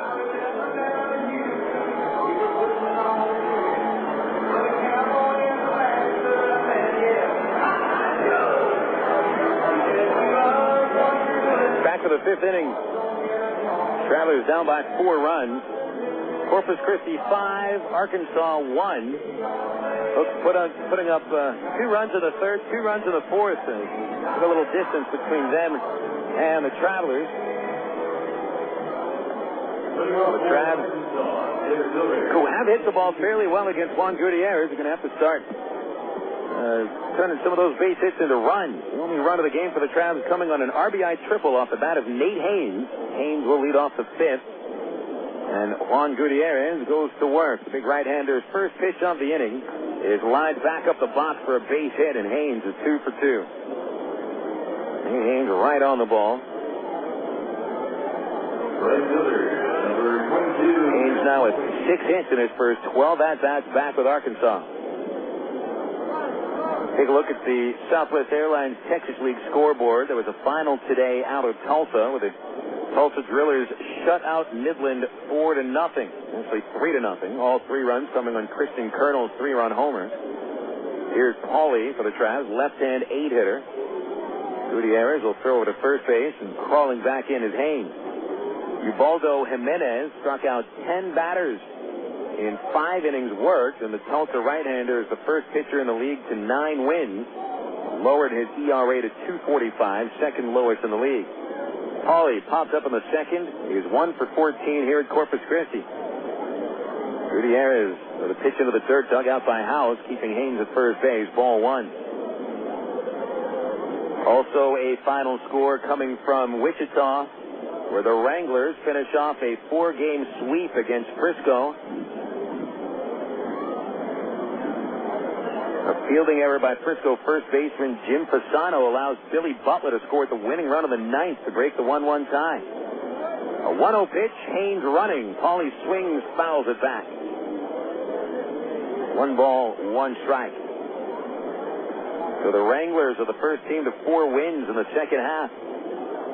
Juan Cedeno picked up his first win of this year and ended a personal 7-game losing streak dating back to 2005. Jesse Chavez, the loser, 2-5. So Wichita 4-0, Frisco 0-4. Long pause by Gutiérrez, nodding his head, and he throws over to first. Haynes walks back in. Currently at San Antonio, the Missions leading Springfield 5-3. Missions scoring 5 runs in the first inning with Vladimir Valentin launching his 14th home run of the season. And it was a grand slam. The 1-1 to Pauly. A slider called strike 2. Nothing Pauly could have done with that pitch. That was a major league breaking ball by Juan Gutiérrez. Harry Evans has homered for the Cardinals. It's just his second week at Double-A, already his 7th home run. Haynes, a decent lead his first 4 steps. And the count 1-2. Throw back to first, and not in time.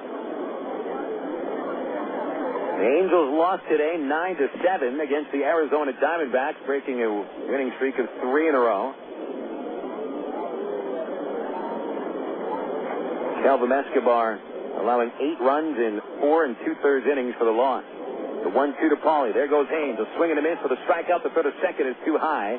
Haynes is in there with a stolen base. His first with Arkansas. He had stolen 7 bags at Gary. But on the strikeout, 1 away, bringing up Devin Day. Former Travelers in the game for the Angels today. Kendry Morales was 2 for 4 with his 4th home run. Sean Figgins had a pinch hit triple and scored twice. Tommy Murphy in his first game since coming up from Salt Lake was 1 for 3 with a 2-run double. And the Angels still lost it 9-7 to the D-backs. Day, a ground out of the 3rd and a pitch to Devin. Fastball on the outside corner, called strike 1. The Dodgers sent the Pittsburgh Pirates to their 11th straight loss. LA 7, Pittsburgh 4. Nomar Garcia-Parra hit the 200th home run of his career, and Brad Penny won his 8th. Skip Wells 0-2 for the Bucks. 0-1 to Day, into the dirt, blocked. Runner holds, 1 ball, 1 strike. The day after the Giants beat the A's on a walk-off homer by Ray Durham, Oakland, it's a no-doubt win at San Fran with Esteban Loaiza throwing the complete game. 10-4, the A's win, and Barry Bonds left the game with a knee injury. Steve Finley, a home run for the Giants, is 5th. Loaiza 3-4, and rookie right-hander Matt Cain is 6-6 for the Giants with a loss. 1-1 to Day, hit in the air, hit very well into deep left. Cortez is at the wall, and he makes the catch with his back to the fence. Here comes Haynes tagging for third. No play at third base. 2 outs, Day put everything he had into that swing, came close to a 2-run homer. But instead, the second out of the inning, bringing up Dwayne Bacon. Final out of San Diego, Seattle wins 9-4. They broke a 4-4 tie with 4 runs in the 8th inning. Richie Sexton hit 2 home runs and finished 5 for 5. Mike Cameron, Khalil Green, and Ben Johnson hit home runs for the Padres. Sherrill, the winner, 2-1. Embry, the loser, also 2-1 for the Pods. Here's Bacon. He's got Haynes at third and 2 outs. He squares around on the pitch and takes a called strike. Young Kim helped the Rockies shut out the Texas Rangers 3-0. Kim 5-4 with the win. Brian Fuentes saving his 15th. Vicente Padilla falls to 6-5 for the Rangers. Bacon 0 for 2, 2 ground outs. Here's the 0-1, and the fastball low, 1 ball, 1 strike. At Toronto, Jose Reyes was 4 for 5, including his 8th home run, and the New York Mets beat the Blue Jays 7-4. Carlos Beltran hit his 20th home run. John Valentin chipping in with his 7th. Steve Traxel got the win, and Billy Wagner saved his 15th. 1-1 to Bacon, squaring around. He bunts it in the air. It falls, and Gutiérrez throwing to first base wild. Haynes scores, and Bacon will get second base as the ball ends up at the stands.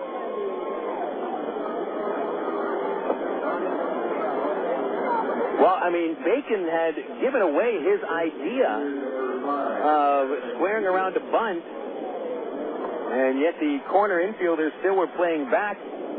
The ball was bunted in the air, but since Gutiérrez falls on the first base side of the mound on his follow-through, and the ball was bunted on the third base side, he couldn't catch it. Bacon is given credit for an RBI bunt single and gets to second base on the errant throw by the pitcher. So that'll make it 5-2. And now Aaron Peel has a chance to get the Travs within 2 runs. Bacon trying for third. The pitch, a strike, no throw. His league-leading 23rd steal of the year, and he caught Gutiérrez by surprise. That is the 21st steal that Gutiérrez has allowed in 23 attempts.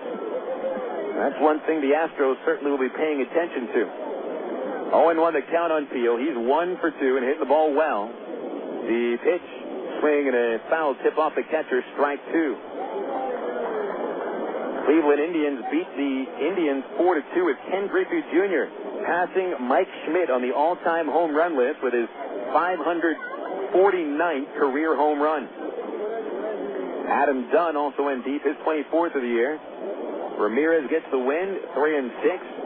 Coffey the save, his 6th. Gutiérrez checking on the runner at third. Bacon a good lead. Here's the 0-2 to Peel. A foul ball in the air, out of play. Over the right side, still 0-2. The St. Louis Cardinals get swept by the Detroit Tigers, and they lose their 6th straight. Detroit 4, and the Cardinals 1. Tigers broke a 1-1 tie with 3 runs in the 8th on Sidney Ponson. Ledesma the win, and Todd Jones saved his 20th. Gutiérrez lifts the leg, delivers 0-2, and Peel grounds it through the right side of the infield. A base hit to bring in Dwayne Bacon. A little 2-out lightning for the Travs here in the 5th inning. 2 runs are home, and they're now within 2 runs. A 5-3 score with Peel driving in his 21st run of the year. Perfect base hit by Peel.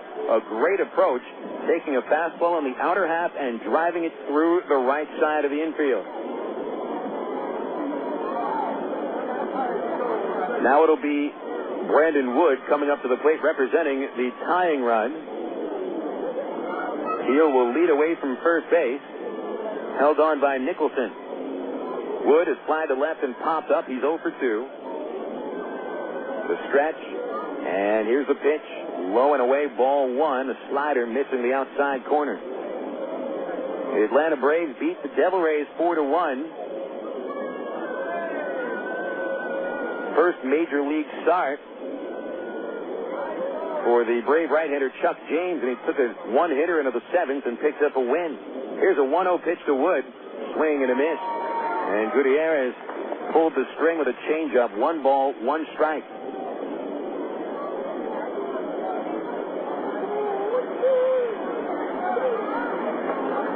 Kansas City shuts out Milwaukee 6-0. Mark Redmond won his 5th straight start. Jimmy Gobble with the save. And they throw to first. Teal was leaning. He gets back in with the right hand. Minnesota beats the Cubs 8-1. Derek Lee returning to the lineup. It's still the same old story for the Cubs. They commit 3 errors in the loss. Brad Radke the winner. Sean Marshall takes the loss. A 1-1 to Wood. Swinging a pop-up out of play over the first base dugout and now over the roof. Strike 2. New York Yankees won the first game of a day-night doubleheader with the Marlins. 2-1. Mike Mussina with the victory. He's 9-3. Dontrelle Willis pitched well but suffers his 7th loss. Yankees get a homer from Johnny Damon, and he drove in the other Yankee run. Mariano Rivera saving his 16th. The 1-2 to Wood. The slider is pulled to the ground to third base. Backhand by Saccomanno on the line. Is flipped to first in time for the final out. Travelers bring home 2 runs here in the 5th inning on 3 hits and 1 error. They also strand a man. And halfway through our ball game, going to the bottom of the 5th, it is the Corpus Christi Hooks 5 and the Arkansas Travelers 3. This is Traveler Baseball on Air America Little Rock 1380 KDXE.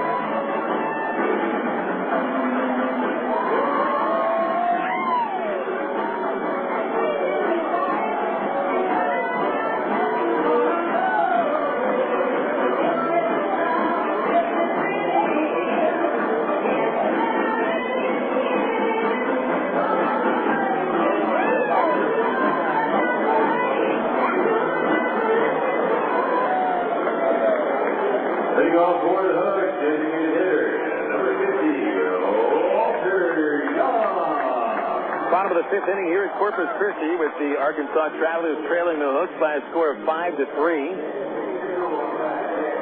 Travs making it a tighter ball game with a 2-run rally with 2 outs in the top of the 5th.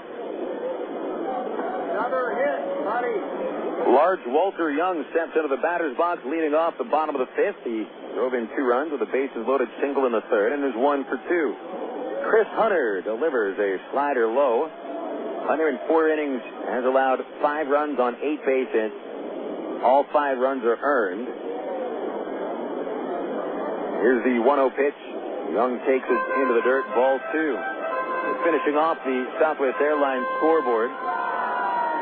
Washington beat Baltimore 9-5. Breaking a losing streak at 5 games in a row. The 2-0 to Young hits the outside corner for a called strike, 2-1. Levon Hernandez goes to 6-8 for the Nats with a win. Daniel Cabrera, the loser, 4-5 for the Orioles. Hunter winds the 2-1 pitch to Young. Slow ground ball to the hole at short, but Brown playing way off the line is there to field it. And the throw will retire Young. 1 away in the bottom of the 5th, bringing up Mark Saccomanno. Had a rain out today at Fenway Park. The Phillies and the Red Sox were rained out. They'll make up the game tomorrow. Afternoon start, 12:05 first pitch at the Fens. Corey Lytle for the Phillies and Tim Wakefield for the Red Sox. The batter is Mark Saccomanno, and he takes a slider low. The right-hand batting third baseman is 0 for 1 with a pop-up and a walk. A couple of games in progress in the major leagues we'll get to in a moment as the 1-0 comes and Saccomanno takes low and away, ball 2. Mid-second at the south side of Chicago, and it's the Houston Astros leading 2-0 over the world champion White Sox. 2-0 pitch to Saccomanno. Swing and a pop-up right side. It goes to shallow right field. Devin Day backing up, waving his arms. Day wants it. He's got it, and there's 2 outs. Second game of the day-night doubleheader at Yankee Stadium. And the Yankees trying for the sweep, but the Marlins scored at the top of the first. And Florida leads 1-0 at the second inning. All the other games are final scores, so the last couple games of the majors today. Derek Nicholson, the batter, and Chris Hunter trying for his first perfect inning of the night. Here's a pitch.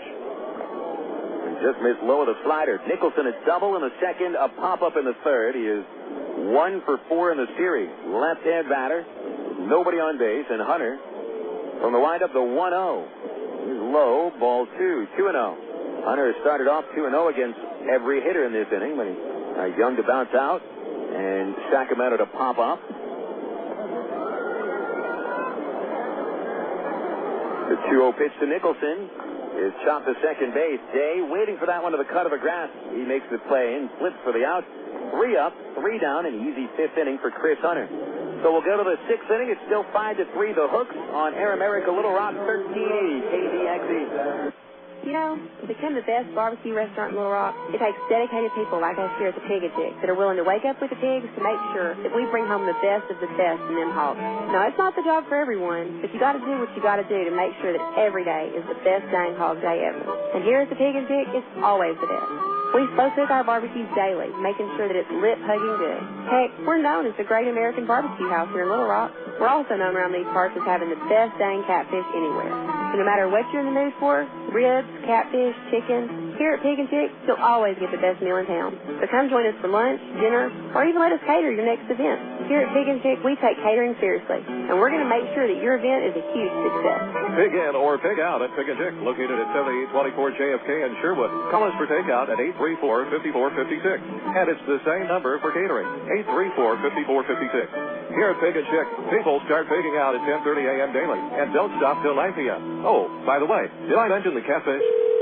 Emergency hotline, can I help you? Yes, I need help. All right, sir, what's the problem? I can't taste my beer.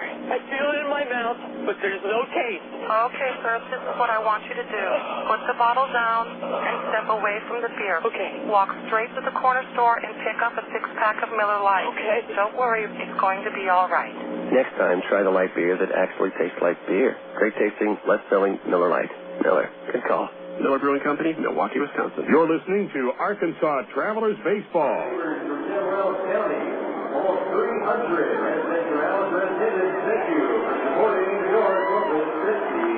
We got the Arkansas Travelers and the Corpus Christi Hooks. 5 innings in the Big Bad scorebook. Corpus Christi with the lead, 5-3, but the Travelers coming up to the plate in the 6th inning. Number 4 batter, Matt Brown, followed by Greg Porter and Bobby Wilson. Travelers scored the last couple of runs. 2 runs in the 5th inning, an RBI bunt single by Dwayne Bacon, and Aaron Peel drove him in as Matt Brown shoots one foul down the left side for a strike. Brown, last time to the plate, drove a pitch into the left field wall. But after getting to second base, he was thrown out trying to stretch it to a triple by the left fielder Jorge Cortez, who's thrown out 2 runners in 2 games. Brown 1 for 2 with a flyout and the double, his 21st of the year. The 0-1 from Gutiérrez throws him a fastball, strike 2. Gutiérrez over 5 innings has struck out just 3 hitters. Well below his normal strikeout total. He's averaging over a strikeout per inning. Here's the 0-2 to Brown. The slider is pulled to third base. Saccomanno 15 feet off. Shuffles his feet, double clutches, and the throw still in time. 1 away, and Greg Porter comes up. After last night's game, the Hooks lost their closer to promotion to AAA, Highland Peguero. Got the call to Round Rock, making his first appearance at AAA. Peguero had saved 14 games and 14 attempts and had allowed only 4 runs in 38 and 2/3 innings. Those 14 saves does not count his save in the All-Star game, which was the second to last appearance for Peguero with the Hooks. He picked up the win in the 12-inning game on Friday night and then was promoted yesterday. So Paul Estrada will finish the games now for the Hooks. Pitch to Porter at his navel, way inside, ball 1. Craig, 2 strikeouts and 2 at-bats. The 1 over to the left-hand Porter, a called strike on the outside corner, 1-1. Bobby Wilson in the on-deck circle. Wilson scored the first Traveler run. Here's a 1-1. Porter swings and misses. And Gutiérrez right now having an easy time with Porter. That was a changeup. And Gutiérrez throwing everything but the kitchen sink up to Porter. And here's the kitchen sink, the 1-2. Fly to left field, high, deep. Cortez at the warning track measures it and makes the catch. That is the 3rd time that Jorge Cortez has gone to the warning track and either made the catch or the ball hits the fence. So, boy, the Travelers have come very close and knocking a couple of balls out of the park. They're that close to having the lead or being tied.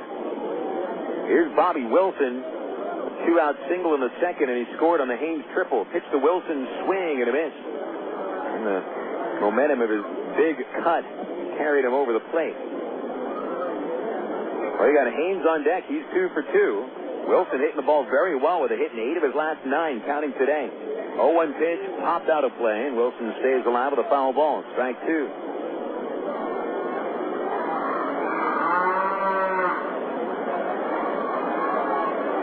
Gutiérrez nods in agreement with his catcher House, steps back, rears and deals, very high and outside with a fastball in the mid-90s. Corpus Christi, over the 2 years of their affiliation with the Astros, very well known for strikeout pitches. The 1-2, swing and a miss on a slider in the dirt. Wilson strikes out as House steps outside the line and finishes the inning with a throw to first to force out Wilson. The Travelers down in order for just the 2nd time today. Go to the bottom of the 6th inning with Corpus Christi still leading 5-3 over the Travelers on Air America Little Rock, 1380 KDXE. At Gary Eubanks & Associates, you've heard us talk about what we bring to the table. You ask what that means to you. Well, these verdicts and settlements are real results we've achieved for our clients, as large as $19 million for one case. While facts differ and results vary on each case, you should put this experience on your side. Insurance companies notice, and that creates settlement. And remember, at Gary Eubanks & Associates, we'll win your case, or you don't owe us a dime. 1, 2, 3. We're at the supermarket checking out shopping lists. Oh, here's mine. Let's see. Milk, cheese, yogurt, ding, ding, ding. Oh, do I win? Well, actually, you probably lose. What? Lose inches. Oh. These studies show that people following a proper reduced-calorie diet that included 3 servings of milk, cheese, or yogurt every day had better weight loss results and trimmed more from their waistline than if they just cut calories alone. So eat 3 cool, creamy servings of milk, cheese, or yogurt a day. Wow, I consider that a win. Have you had your 3 today? Want to buy a new car? Take a dream vacation, remodel your home, or finance just about anything? You can use the equity in your home to make it happen. Right now, Arkansas Federal Credit Union has a home equity line of credit with a 4-month fixed rate as low as 4.5% annual percentage rate with absolutely no fees. Plus, it's easier than ever to access your home equity loan using Arkansas Federal's Visa Platinum credit card. No checks, no hassles. Apply online at afcu.org or call 982-1000. You're listening to Arkansas Travelers Baseball. Chris Hunter returns for another inning of work. Traveler right-hander got through the 5th inning, 1-2-3. He's thrown 88 pitches over 5 innings, giving up 5 runs on 8 base hits. Trav's fielding's been a little bit spotty today. And with Hunter on the mound, the Traveler fielders have to be at the top of their game because Chris is not a strikeout pitcher. He's with just one man. Hunter actually hasn't pitched all that badly, I tell you. Out of the 5 runs the Hooks have scored, they really should have maybe scored just 3 of them. Hunter has set down 5 in a row. Johnny Ash leads off the 6th, the number 9 batter. And Hunter from the windup misses away with a fastball, 1-0. Hooks got ahead in the first inning against Hunter thanks to an errant relay on a double play. Pitch to Ash, check swing, and a fastball tailing away, no appeal. And the count 2-0. Bear House, an RBI double in the first inning, putting the Hooks ahead. The Travs answered in the second with a Nate Haynes RBI triple. Hunter's 2-0 pitch is at the knees of Ash for a called strike. Hooks started to pull away in the third inning. Pence a one-out walk. House hit a chopper towards third base that went under Brown's glove, and House was awarded a hit. The pitch high and away, ball 3-1. Jorge Cortez single load the bases as Walter Young brought home 2 runs with a base hit to right. So the Hooks led 3-1 going into the fourth inning. They tacked on 2 more runs on Hunter Pence's 19th home run and had a 5-1 lead going into the fifth as Ash fouls it back at 3-2. Last runs of the game, however, came from the Travs in the fifth inning against Gutiérrez. Haynes, a leadoff single, stole second and scored on a bunt hit by Dwayne Bacon, who scored from third base. 3-2 pitch. Ash a chopper past the mound. Day makes the play behind second base. His throw in time. Nice job by Devin Day. A lot of ground to cover going up the middle, and Day did not try to backhand the ball. He stayed in front of it and made sure that it came down the middle of his body. Very nice play by Devin Day. Really nothing more than fundamental baseball. The last Traveler run coming after Bacon's bunt hit. He went to second base on Gutierrez's bad throw. Bacon stole third and scored when Aaron Peel poked one through the right side. So we got a tight game, 5-3 in the sixth. Top of the Hooks order, and Josh Anderson. Hunter's pitch is a little outside, ball 1. Anderson, a fly to left, a liner to center, a single, and he's been caught stealing. The 1-0 pitch is up high, ball 2, 2-0. Heading down to the sunset. Shadows as long as they've been all day as the 2-0 comes to Anderson, and he takes low, ball 3. Bright orange glow off the right center field fence, and the Harbor Bridge stretching way down to the north, getting a little bit of that orange glow from the sunset. Here's a 3-0 pitch. Anderson takes a strike. 3-1. Sun setting in the eyes of second baseman Devin Day and the right fielder Matt Pauley. Hunter delivers 3-1. Anderson swinging a foul back. Strike 2.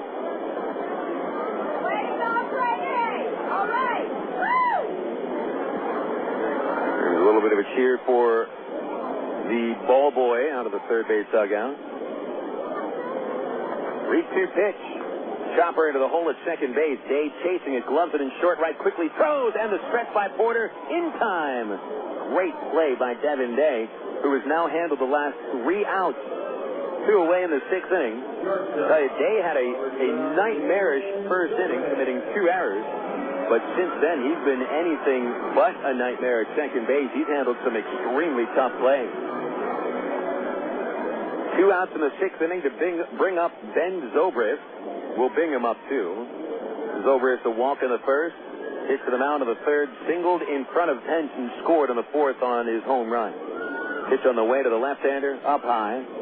1 ball, no strikes. Reminder, fans, the commemorative tickets for the final game in Raywinder Field's history go on sale tomorrow. And I think if you want tickets to that game, you better get them early. The 1-0 pitch right down the pipe, 1-1. I may be a little bit more optimistic on this, but I have a feeling that we can probably sell as many tickets as the Travs want to sell for that game. 1-1 to Zobrist, outside, ball 2. I wouldn't expect any repeat of the famous Fernando Valenzuela game where over 10,000 people showed up at Raywinder Field at various times. That was a free ticket night. There won't be any free tickets or discount tickets for the finale at Raywinder. The 2-1, up high, ball 3. And remember, Raywinder Field seats 6,083. And I'm not sure if we'll sell more tickets than 6,083. So if you want a seat, there's more than 6,083 people that want to be at that game. Zobrist fouls the 3-1 off his foot. He's down in a heap. Uses his bat as a cane to get back to his feet, and he'll walk it off. Tickets are the same price as they would be as any other regular season game at Raywinder Field. They are $6 for adults, $3 for kids 14 and under. And if you move into the box seats, it'll be $2 more.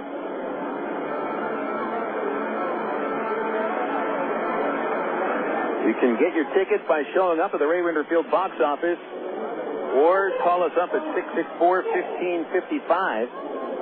And we'll get you those commemorative tickets for the finale in the history of one of the splendid old parks in the United States, Raywinder Field. 3-2 pitch, ball 4. Zobrist walks for the 6th time in the series. And Chris Hunter issues his 4th walk of the night. That stops a streak of 7 straight out for Chris Hunter, and now that'll force him to deal with Hunter Pence. There's action in the Traveler bullpen. Daniel Davidson is getting ready. Tyrone Boykin emerges from the Arkansas dugout, and it looks like he's taking the ball from Chris Hunter. Another battle for Chris Hunter. And he really is showing that he can battle, especially against a team like Corpus Christi. This team can really swing it. So a pretty nice job today for Chris Hunter, but unfortunately he leads with the Travelers trailing by 2. Daniel Davidson will be the new pitcher. We'll take a 60-second break for the call to the bullpen, brought to you by the new AT&T. Go online to att.com and check out their amazingly low price for blazing fast, high-speed internet. You can order today and get your high-speed internet at a dial-up price. Go online to att.com. The new AT&T, your world delivered. Travelers down 5-3. The remainder of the 6th inning after a 60-second break on Air America Little Rock, 1380 KDXE. Kirk Woolsey, we happen to know that you are the world's worst backseat driver, which means, Kirk, that you like to be in control. So check out att.com. You can see all our best deals, like 12 months of true high-speed internet for just $12.99 a month when you order online. If you switch from your old cable company, you can get 3 months free. And with AT&T Account Manager, you can see your account activity, add services, and pay your bills online, all in one place. So that's Kirk's world. For everybody who's not Kirk, if att.com can deliver online control to him, it can do the same for you. Switch to the new AT&T at att.com, and you'll be in the driver's seat, as long as you're not riding with Kirk. SBC is now the new AT&T. The new AT&T, your world, delivered. Taxes, other charges, and federal universal service cost recovery fee extra. High-speed internet will credit applied after 3 months paid service and excludes that USF cost recovery and other fees. For details of additional charges, restrictions, and requirements, call 1-866-416-6471 toll-free or visit att.com/offer details. Not available in all areas.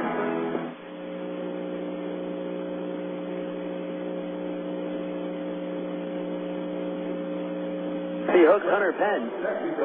Davidson replaces Chris Hunter after the right-hander works 5 2/3 innings, giving up 5 runs, all earned on 8 base hits and 4 walks, striking out 1 batter and allowing a home run.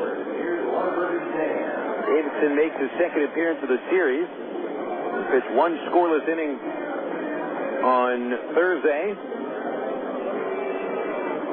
and it'll be his 2nd appearance as a reliever all year. Davidson no longer in the starting rotation for the Travs. Decided to become a reliever, and the Angels minor league staff agreeing to that. Davidson will come up against Hunter Pence, who blitzed a pitch over the left field wall in the 4th inning and is now tied for the league lead with 19 homers. He has 58 runs batted in as well, which also ties him with the league lead. Davidson starts with a slider over the outside corner called strike 1. Pence reaching on a fielder's choice in the 1st inning due to the inadvertent bad throw on the double play ball by Devin Day, and he would score in the house double. Pence walked and scored in the 3rd and the home run in the 4th, so he's having a big game. Here's the stretch by Davidson. Zobrist, the runner at first base, and the 0-1 pitch. Called strike 2. Fastball over the outside corner, and Davidson quickly gets ahead. Davidson, a 1-7 record with a 6.17 ERA. Of course, most of that as a starting pitcher, allowing an average of 317 against and 11 home runs. The 0-2 pitch. Swing and a miss on a curveball. Davidson, a 3-pitch strikeout of Hunter Pence. And the 6th inning comes to a close with hooks. No runs, no hits, 1 man left. 6 innings are complete. We'll head into the 7th with the score: the Corpus Christi Hooks 5 and the Arkansas Travelers 3. This is Air America Little Rock, 1380 KDXE. At one time or another, we all want to change the world in which we live, make it a better place, Introducing the new ITT Tech School of Criminal Justice. At ITT Tech, we now teach the fundamentals of the criminal justice system, along with the technology to help respond to and prevent crime. ITT Technical Institute School of Criminal Justice. Education for the future. To find out more, call 1-800-ITT-TECH or visit us on the web. You signaled your turn. You merged without cutting anyone off. You stopped because the light was red. Through rain and sleet, through dark of night, 365 and 1/4 days a year, you drive safely. Now Allstate rewards you for being the hero you are. Introducing the Safe Driving Bonus. For every 6 months you don't have an accident, Allstate will give you an extra bonus. Actual cash off your renewal bill. That's on top of any discounts you've already received. It's time to make the world a better place to drive. That's Allstate, Stan. Are you in good hands? Get Allstate Your Choice Auto Insurance today. Call a local Allstate agent or 1-800-ALLSTATE. You can start earning your safe driving bonus the day you sign up. Features optional and subject to terms, conditions, and availability. Patent pending. Allstate Property and Casualty Insurance Company. Allstate Fire and Casualty Insurance Company, Northbrook, Illinois. You're listening to Arkansas Travelers Baseball.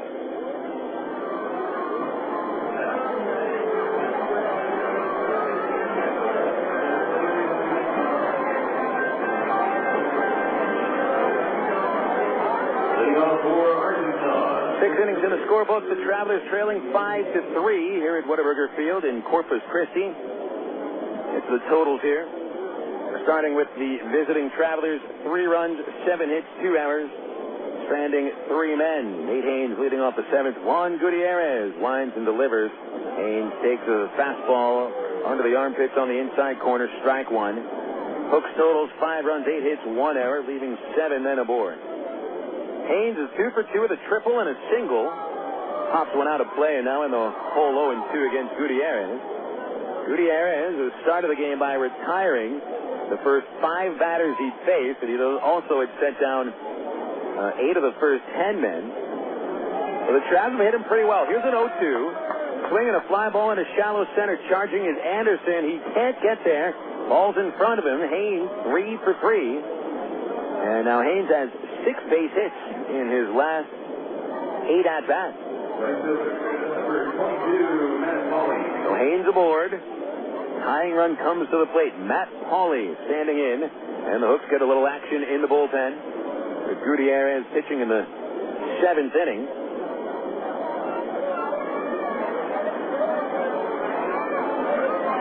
He has thrown 83 pitches now. Toss over to first. Haynes dances in. He's safe. Remember, the Hooks are without their closer, Highland Figueroa. And it is not expected that they can use Raul Estrada, their overpowering setup man, now closer, because he threw 3 innings on Friday. Aaron Williams getting ready. Haynes running, and a swing and a drive to deep right, hooking foul. A foul ball by Matt Pauley as he got every single square millimeter of that baseball and hit it solidly over the right field wall, but foul by 10 feet. Pauley, who is in a 6 for 55 slump, just missed tying the game. Haynes was running with the last pitch. Gutiérrez set.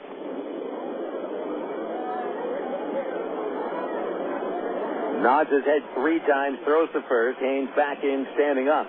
Pauley has popped up and struck out tonight. 6 home runs with the Travelers, 9 home runs between Double-A and Single-A Rancho Cucamonga. Gutiérrez working deliberately with a tying run at the plate. Venezuelan right-hander sets at the belt. 0-1. Pauley takes it low, a changeup. 1 ball, 1 strike on Pauley with Devin Day on deck. And the Travs trailing by 2. Arkansas had a heck of a time against the Corpus Christi bullpen on Friday night. Throw to first. Haynes dives back in just ahead of the tag of Nicholson. Without having to worry about Figueroa or Raul Estrada, The rest of the Corpus Christi bullpen is average. Williams, who may be closing, has an ERA over 5. Here's the pitch to Pauly. Swing and a foul into the press level. Back this way. Strike 2. The bullpen has been a strong suit for the Hooks. So without Figueroa for the rest of the season, they'll really be counting very heavily on Paul Estrada. A 1-2 pitch. There goes Haynes. It is outside and a no throw by House. He double clutched it and was just unable to get a good grip, so he just didn't even throw it. So Haynes with his second stolen base. It's 2-2 on Pauly. Travs has stolen 3 bags today against the combination of Gutiérrez and House. House is now thrown out under 20% of the base stealers all year. Gutiérrez really doesn't hold runners on at all. 2-2 pitch. Pauly fouls it into the net behind the dish.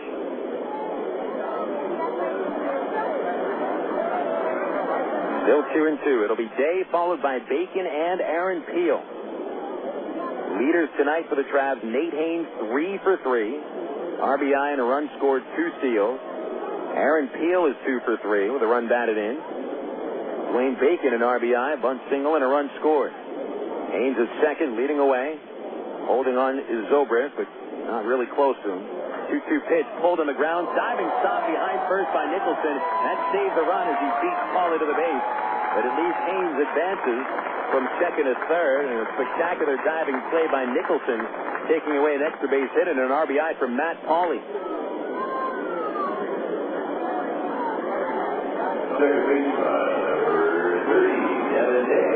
Boy, Nicholson used every inch of his body, 6 feet tall, and it just got caught in the webbing. He barely made that play.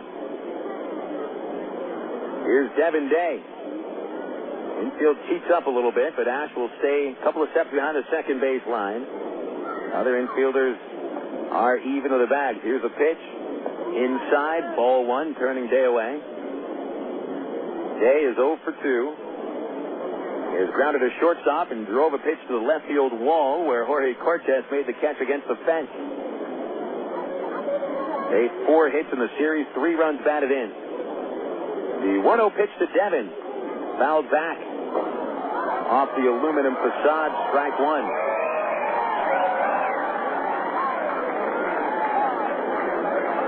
Juan Gutiérrez allowing 3 runs today. This is the first game he's given up 3 runs since the Travs scored 5 against him on May the 8th. The 1-1 pitch. Here comes Haynes trying to steal. Suicide squeeze, but it's bunted foul. Well, they had it set up perfectly. Gutiérrez was going from the windup and had the speedy Nate Haynes at third base. All it took was Day dropping that bunt down in fair ground, but he pushed it foul across the first base line by a couple of inches.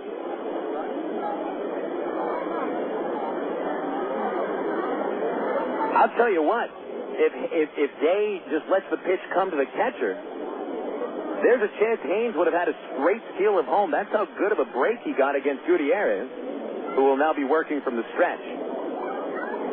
Gutiérrez is so slow to the plate you can make a cheese sandwich in the time it makes him to throw a pitch. Here's the 1-2. Day is swinging a miss. The ball in the dirt. He'll try to get to first base, but House blocked it. Looks Haynes back and throws for the out. 2-3 on the putout. Strikeout number 5 for Juan Gutiérrez. And now it'll take something positive from Dwayne Bacon to bring home the run.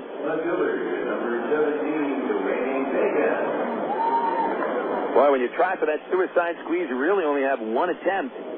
Part of the strategy of the suicide squeeze is the element of surprise. Well, there's no longer that element, and that's why Gutiérrez will go from the stretch. Bacon batting from the left side. They had the same spot like this in the 5th inning. Haynes at third, 2 outs, and Bacon dropped a bunt for an RBI. Here's a pitch. Swing and a miss. 0-1. But Bacon does have some history against Juan Gutiérrez. 1 of Bacon's 4 home runs was hit here at Whataburger Field, at Raywinder Field, against Gutiérrez at a 2-run homer. The 0-1. Low, 1 ball, 1 strike, and Bacon has already homered yesterday. You don't expect the power from Dwayne. Nor do you ever want him to try to start swinging for the fences.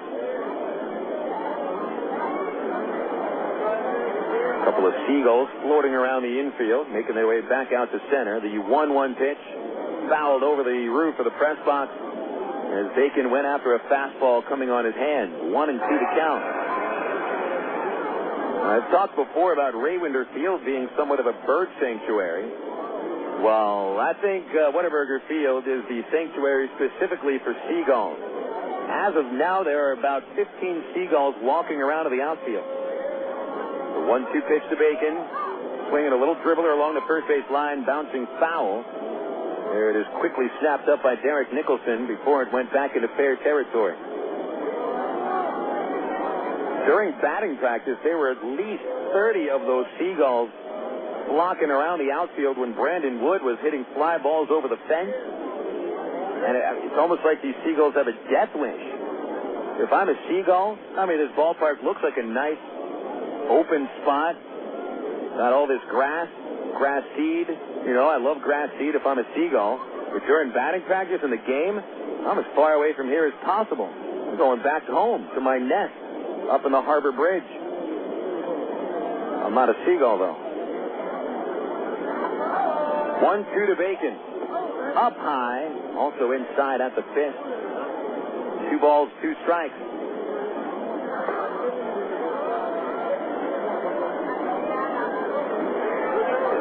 Bacon digging in.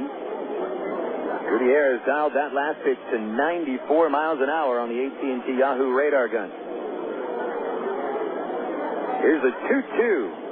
Taking a swing and a foul back. You got a nice pitch to hit. Fastball up in the zone.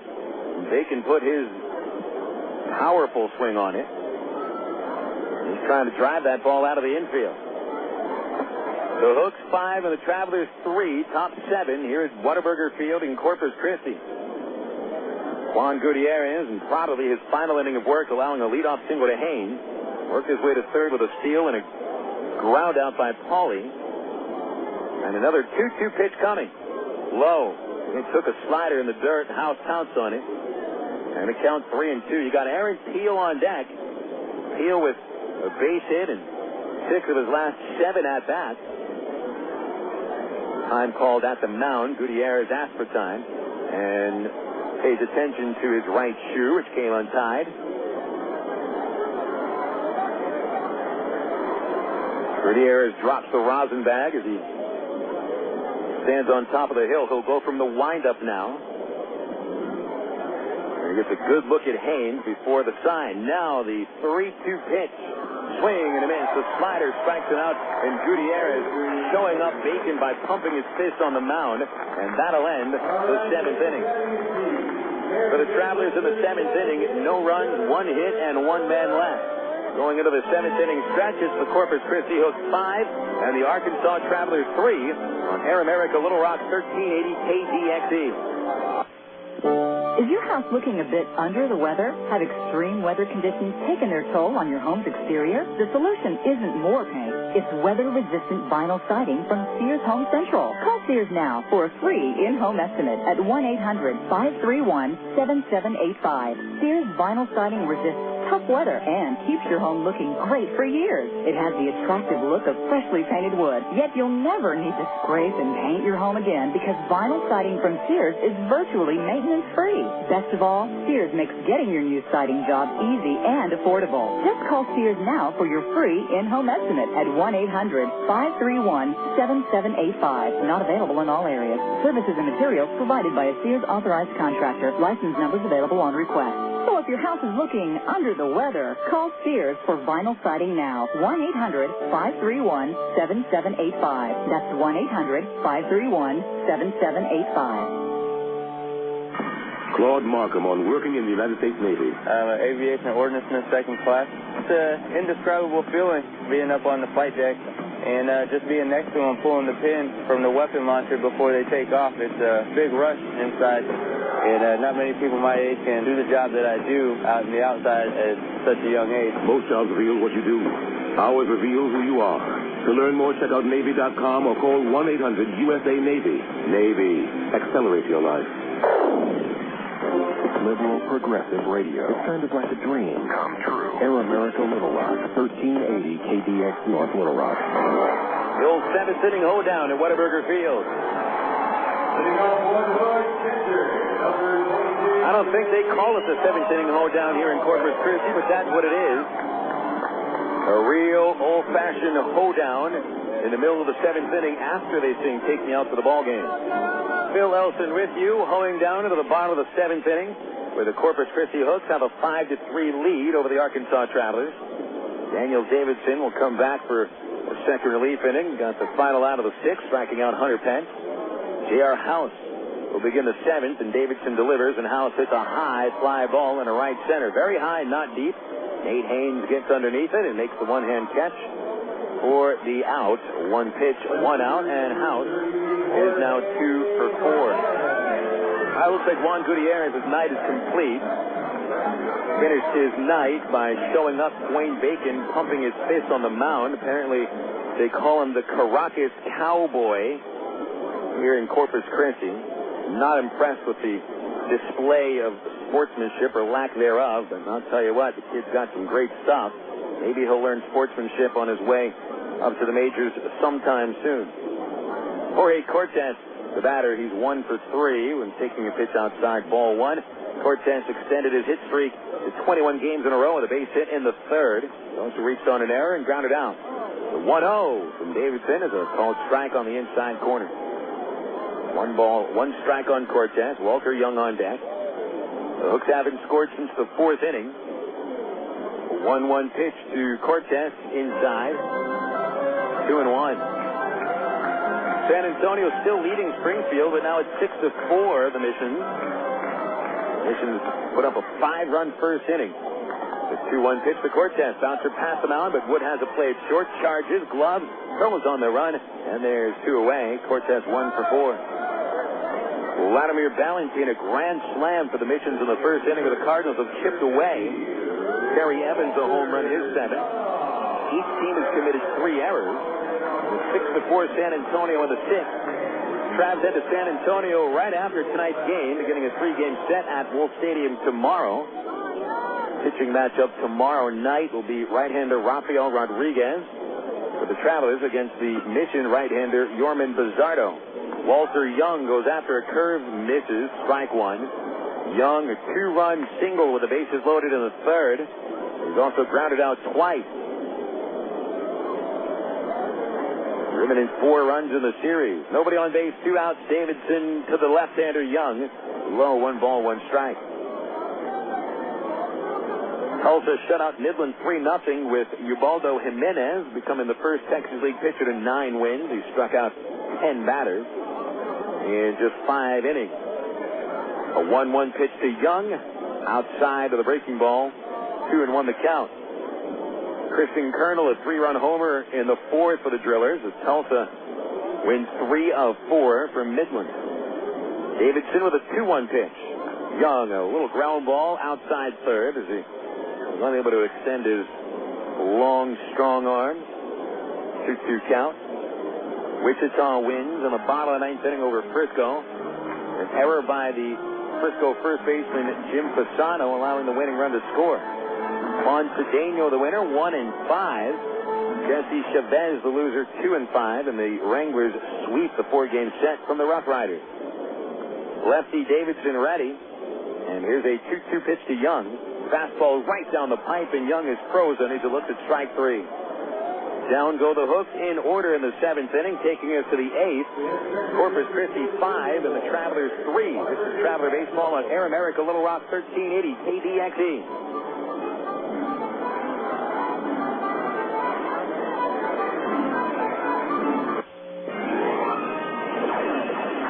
Star Wars Episode 1, The Phantom Menace.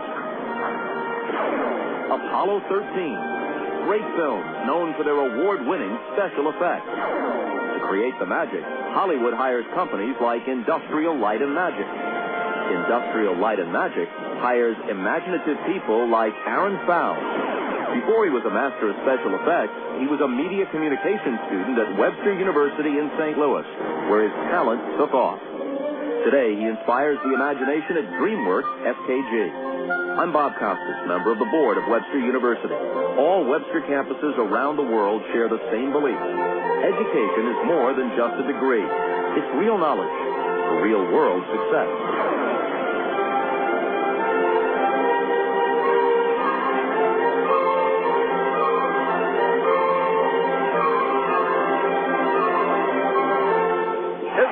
Pick on the way, and you can catch the Travs online at www.travs.com. The Arkansas Travelers have one of minor league baseball's most user-friendly websites with easy access to Travs game stories, up-to-date stats, and Texas League standings.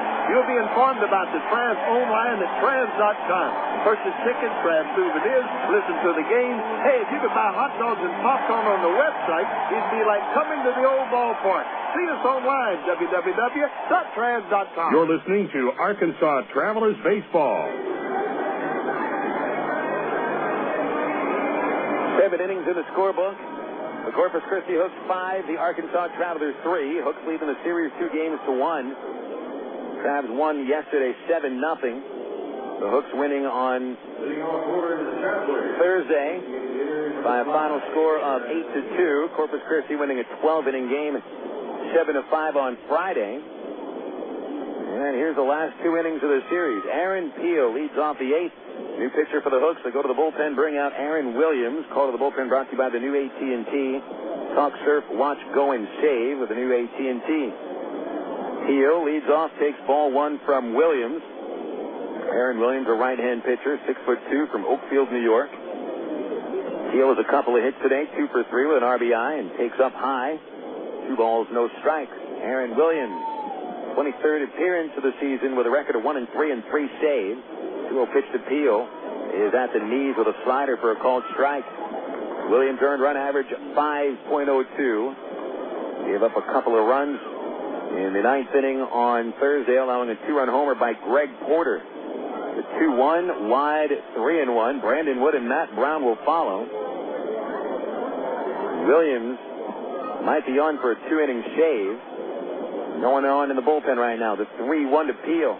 A swing and a miss. Fastball jamming him, 3-2. Williams allowing a 246 batting average. 28 hits in 28 and 2/3 innings. He has walked 9, struck out 24. 3-2 to Peel. Swing and a pop-up on the right side. It'll stay in play for Nicholson in foul territory. Next to the baseline, he makes the catch, and there's 1 away. Peel 2 for 4. Numbers on Juan Gutiérrez are impressive. Batters gave up 3 runs on 8 hits in 7 innings, striking out 6, and Gutiérrez raised his league-high strikeout total to 92. And he's in line for the win, which, if the Hooks bullpen holds on to it, would be his 8th of the year. The batter, Brandon Wood, 0 for 3. First pitch, a slider outside, 1-0. Wood is flied out, popped up, and grounded out, leaving 2 men on base. And here's the 1-0 pitch. Wood takes a slider off the plate, ball 2. Travs need 2 runs to tie. They've got 5 outs to work with. The 2-0. Wood swings and misses, a little late on the fastball, 2-1. Williams has made 22 appearances at Double-A, 3 with Round Rock at Triple-A. 2-1 to Wood, another swing and a miss. And we chase a high fastball, perhaps out of the zone, 2-2.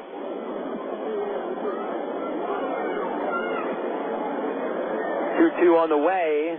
Wood a swing and a fly ball off the end of the bat to shallow right. Pence charging in, and he plays it on a bounce. He didn't dive for the ball. He had a chance to make the catch.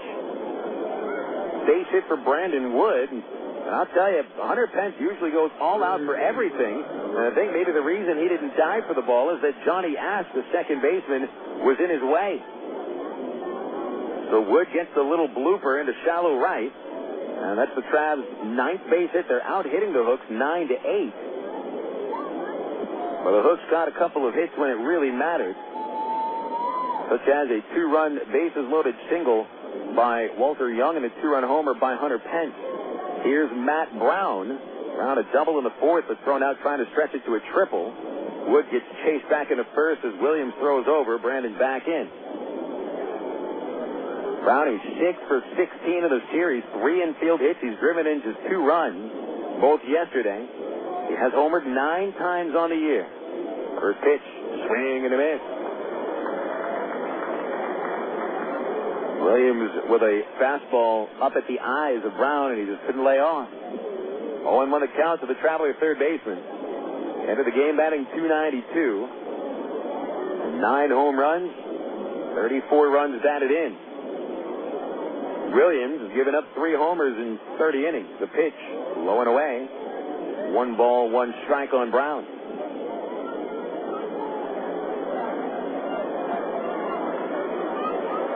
Looks like there is a pitcher getting ready in the Hooks bullpen. A left-hander. Throw to first. Wood is back.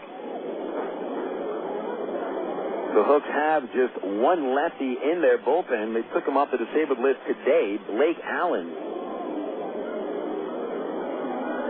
is actually not been off the DL. There goes Wood running. Hit and run. Foul ball by Brown over to the right side. It is Steve Kent who is available out of the bullpen for the Hooks.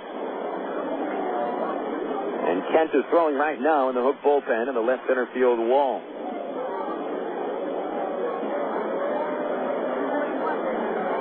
Up next is Greg Porter. There is a home run off Williams. And it looks like it is Kent that will come on to face Porter. But first, Williams dealing with Matt Brown. Here's the 1-2. A pop-up down the right field line, charging Pence, and he gets there this time. And he makes the catch. 2 outs. Greg Porter scheduled to bat. Kent continues to throw in the Corpus Christi bullpen.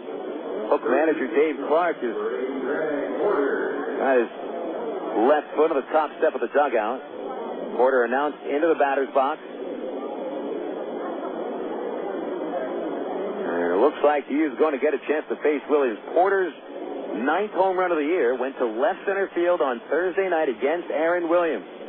Throw to first, and he's back in. And there's Brandon with the runner after a 1-out bloop single, but Brown flied out. Porter today 0 for 3. Just missed a home run of the 6th inning, backing the left fielder Cortez to the wall where he made the catch. And Porter's also struck out twice. Here it is. Fastball high and away, 1-0. Joe Slusarski, the pitching coach of the Hooks, right after that first pitch, comes out of the dugout and heads to the mound for a chat.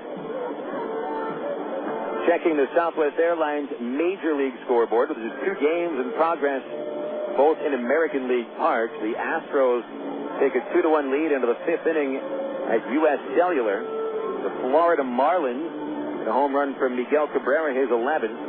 And the Marlins lead the Yankees 3-0 in the 5th. There goes the plate umpire Stein walking to the mound to break up the conference. Lusarski still has a few more words for his pitcher Williams and the catcher J.R. House before leaving. Greg Porter patiently waiting in the batter's circle. Corpus Christi 5, Arkansas 3.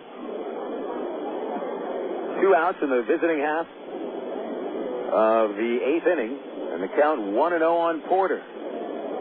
Williams comes set, and there's Wood taking a 5-step lead. Here's the pitch, way outside. Nice job by J.R. House, shaving a wild pitch. The Hooks position the second baseman Ash a few steps to his left, playing deep. It leaves a big hole on the right side of second base.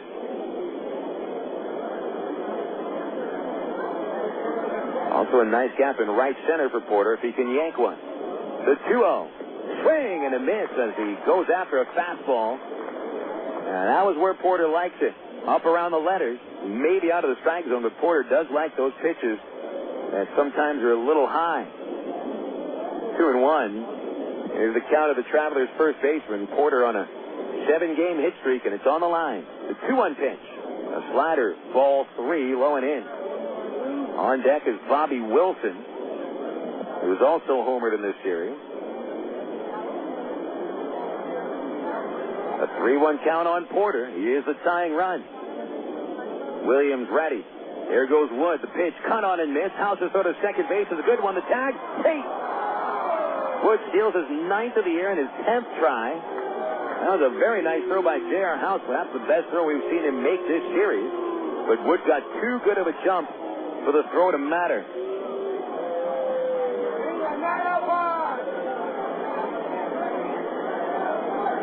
Trav's 4th steal of the game.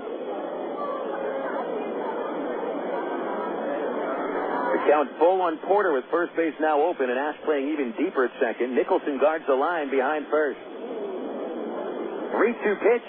Swing and a miss. He struck him out with a fastball. Side retired.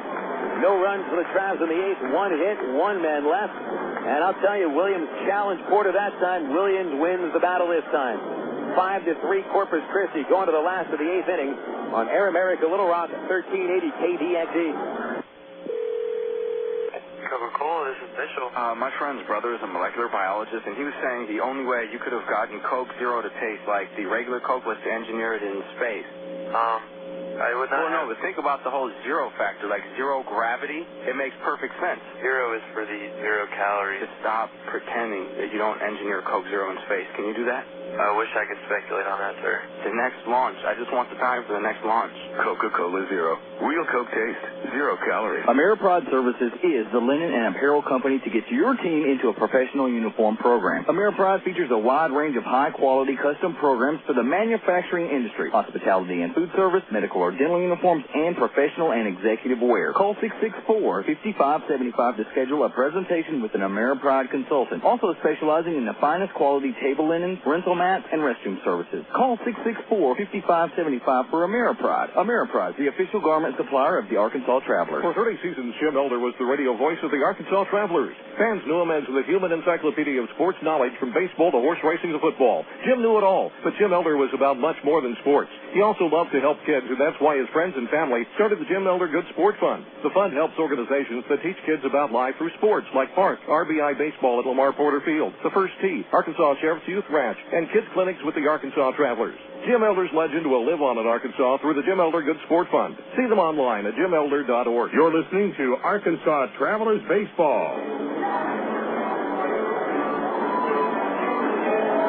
Travelers trailing by 2 runs at the last of the 8th inning here at Corpus Christi's Whataburger Field. The first time all day the sun has set. And not yet have the lights begin to come up on the USS Lexington or the Harbor Bridge. The lights at Whataburger Field take their full effect as we get into the last of the 8th inning. 5-3, the Hooks leading. Daniel Davidson will return to the mound. Third relief inning for Davidson. He has set down all 4 batters he's faced, striking out 2. The scout had remarked after watching Davidson pitch in the first game of this series how he was used to seeing Davidson throwing in the low to mid 80s as a starting pitch, and then all of a sudden Daniel dialed one up to 89 as reliever the other night. That's one of the differences between being a starter and a reliever.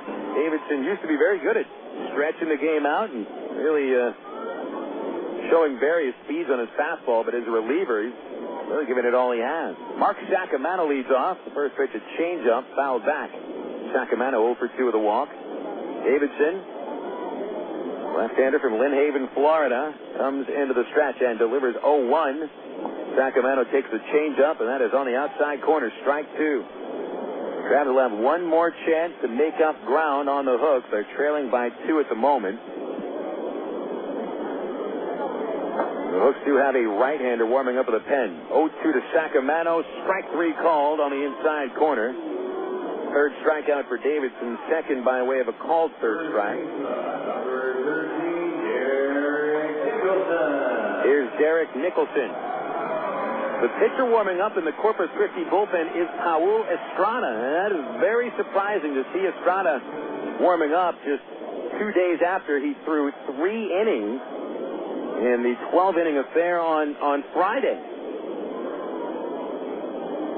Stretch and a pitch to Nicholson. Ground ball to the right side, and it got through. A base hit for Derek Nicholson. It was his second hit of the game. He also doubled in the second. He's 2 for 4. Base hit number 9 for the Hooks, equaling the Travs hit total. Second baseman number 4, Johnny. Here comes Johnny Ash.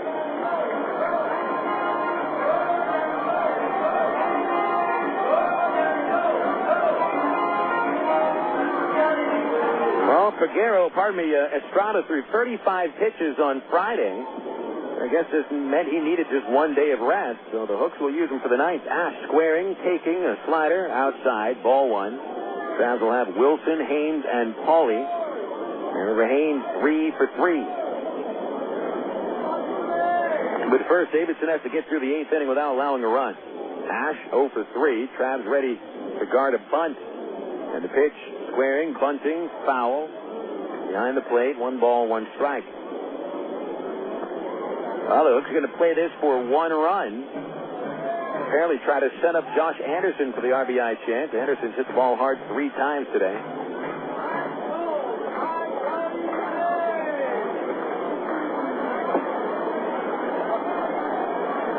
And here's the 1-1. Slider is wide, and this time Ash does not shorten up on the bat.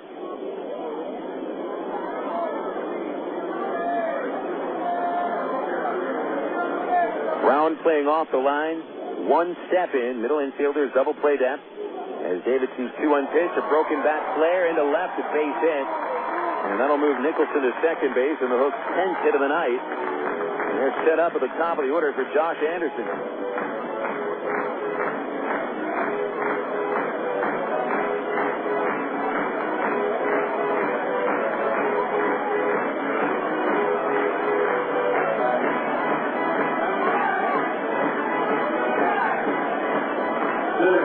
Took a fastball off the end of the plate, off the corner, and just barely got it through the infield. But neither Brown nor Wood were anywhere close to that. They had no play. Anderson the batter. Last thing you want is the Hooks to get up by 3 runs with Estrada coming on for the 9th. Anderson is 1 for 4, but he's lined out to center and grounded out deep into the hole at second last time up. First pitch. Way outside. A slider nowhere near the plate from Davidson. 1-0. Critical point here in the game. The Hooks haven't scored since Hunter Pence's 2-run homer gave them a 5-1 lead in the 4th.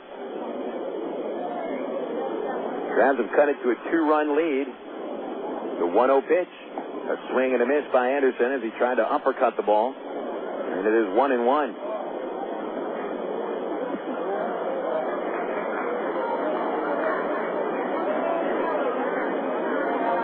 At second base, Nicholson. Ash at first. Wood holding Nicholson on, playing a couple of steps behind the runner. Pickoff play at second. The throw, the tag. They got him. He is picked off.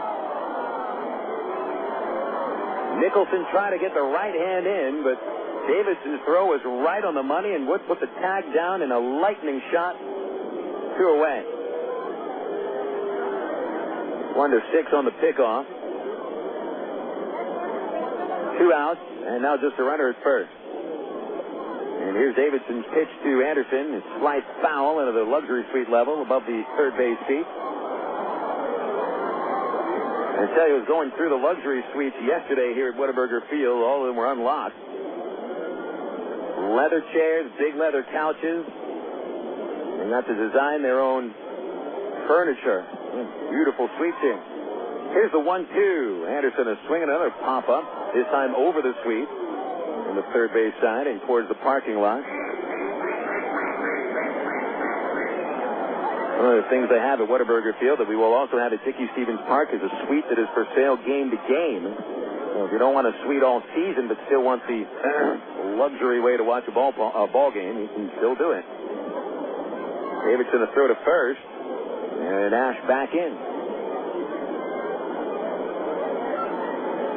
Personally, and again, this is personally, if I was going to a ball game, one of the last places you'd find me is the luxury suite. Get me behind the plate. That's where I want to watch the game. I'm buying season tickets at Dickie Stevens Park. They're box seats in the third row behind the dish. Anderson, a flare to left, but Bacon there, and he's having trouble, but he makes the catch. Looked like he had trouble with the light, but he went down to a knee and made the catch anyway. The eighth inning comes to a close as the Hooks go without a run. 2 hits, 1 man left. The Travelers trail 5-3 going to the top of the ninth inning.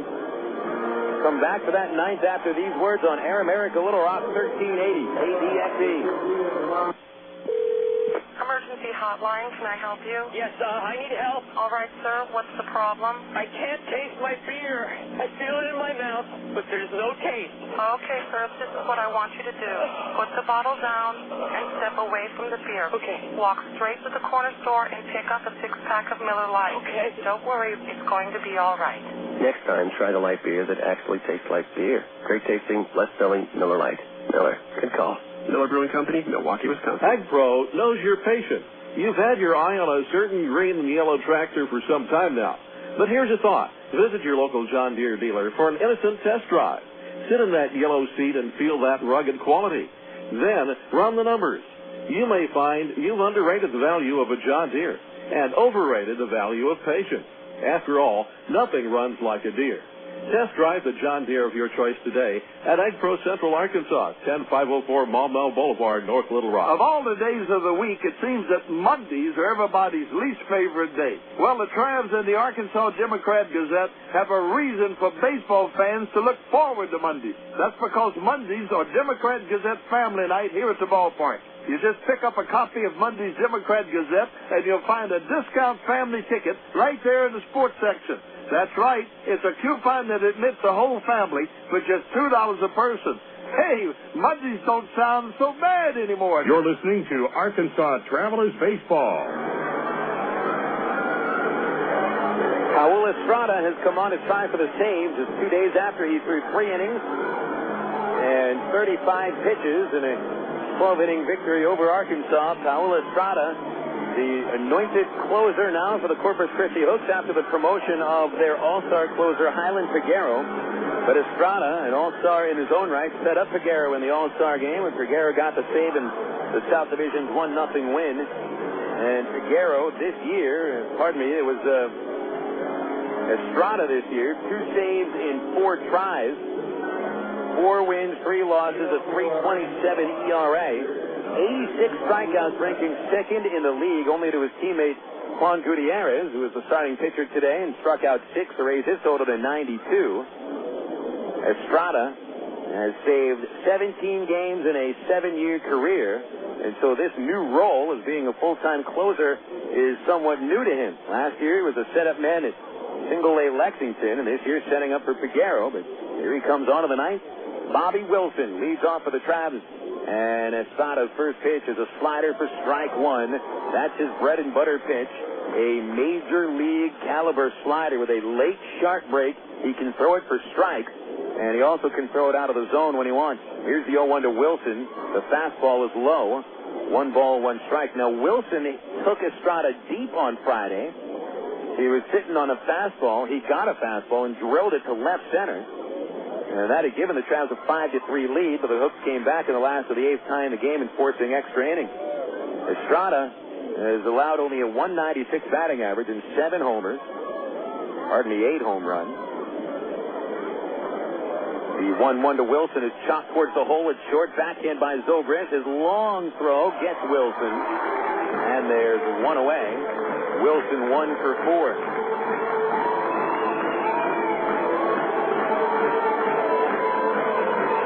Standing in will be Nate Haynes.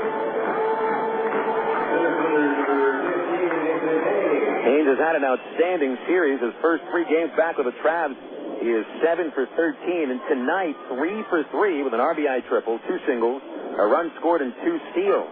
The lefty waits for a pitch, and it hits the inside corner. Estrada's fastball at 92 miles an hour for strike 1. Haynes followed by Matt Paul. He's got to get a man on deck to bring the tying run up to the plate.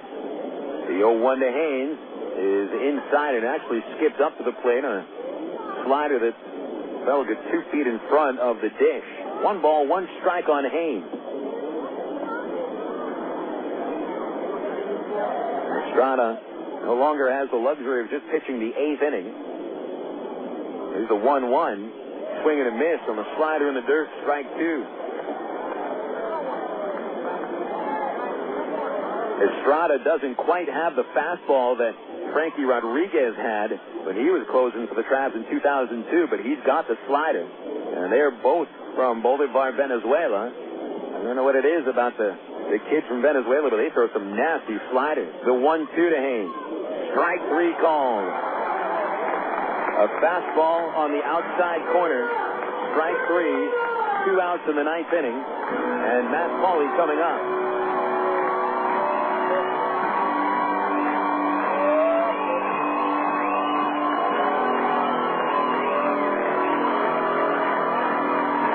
Pauley, the last hope for the Travs, and he's going to have to get a base hit to bring up Devin Day, otherwise game over. Pauley in a 6 for 56 slump. Hits on the way to Pauley. A called strike with a backdoor slider.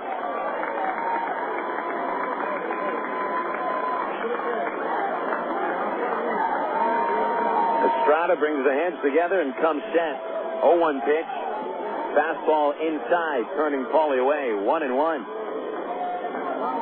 Estrada trying to save it for his countryman, Juan Gutiérrez. Chris Hunter in line for the loss for Arkansas. A 1-1 pitch.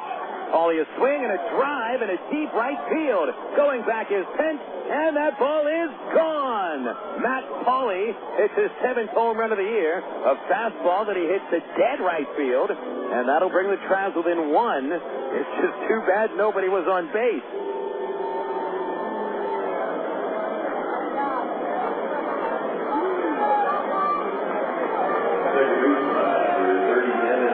Pauley crosses the plate with only his 2nd base hit of the series. A bomb to deep right field. And now Devin Day comes up. Each team with 10 hits. That's the Travs' first homer. Day 0 for 3. And a pitch from Estrada on the outside corner called strike 1.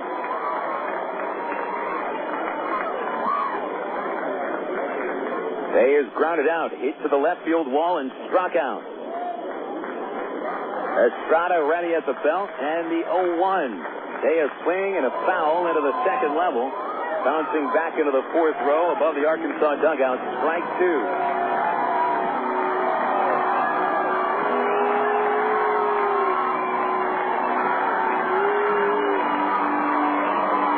Estrada with 87 strikeouts trying to get the final out. Here it is. Swing and a miss. It's in the dirt. House blocked it, digs it out, flips to first. Game over. The Hooks take 3 of 4 from the Travelers. And the final score tonight, the Hooks 5 and the Travelers 4. Arkansas falls 1 run short in a game that they probably would look at and think that they could have won another one. The truth of this series is that the Travelers played the Corpus Christi Hooks, the top team in the Texas League, very tight. Now the Travs, although losing 3 of 4, if things went differently, just a couple of plays here and there, the Travs probably could have taken 3 of 4 games in this series. But Corpus Christi knows a good team will pick out the 1-run wins, and that's what the Hooks do today. 5-4 the final score. Travelers drop to 25 and 48 overall. The Hooks to 44 and 29, and the Hooks win the series 3-1. Coming up next, we got the totals and the game recap on the Allstate Insurance post-game report. This has been Traveler Baseball on Air America Little Rock 1380 KDXE.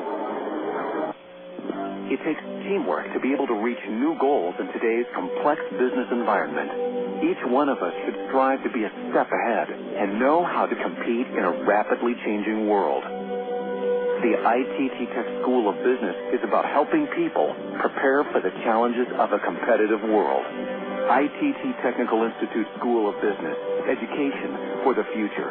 To find out more, call 1-800-ITT-TECH or visit us on the web. Coca-Cola, this is Mitchell. My friend's brother is a molecular biologist, and he was saying the only way you could have gotten Coke Zero to taste like the regular Coke was to engineer it in space.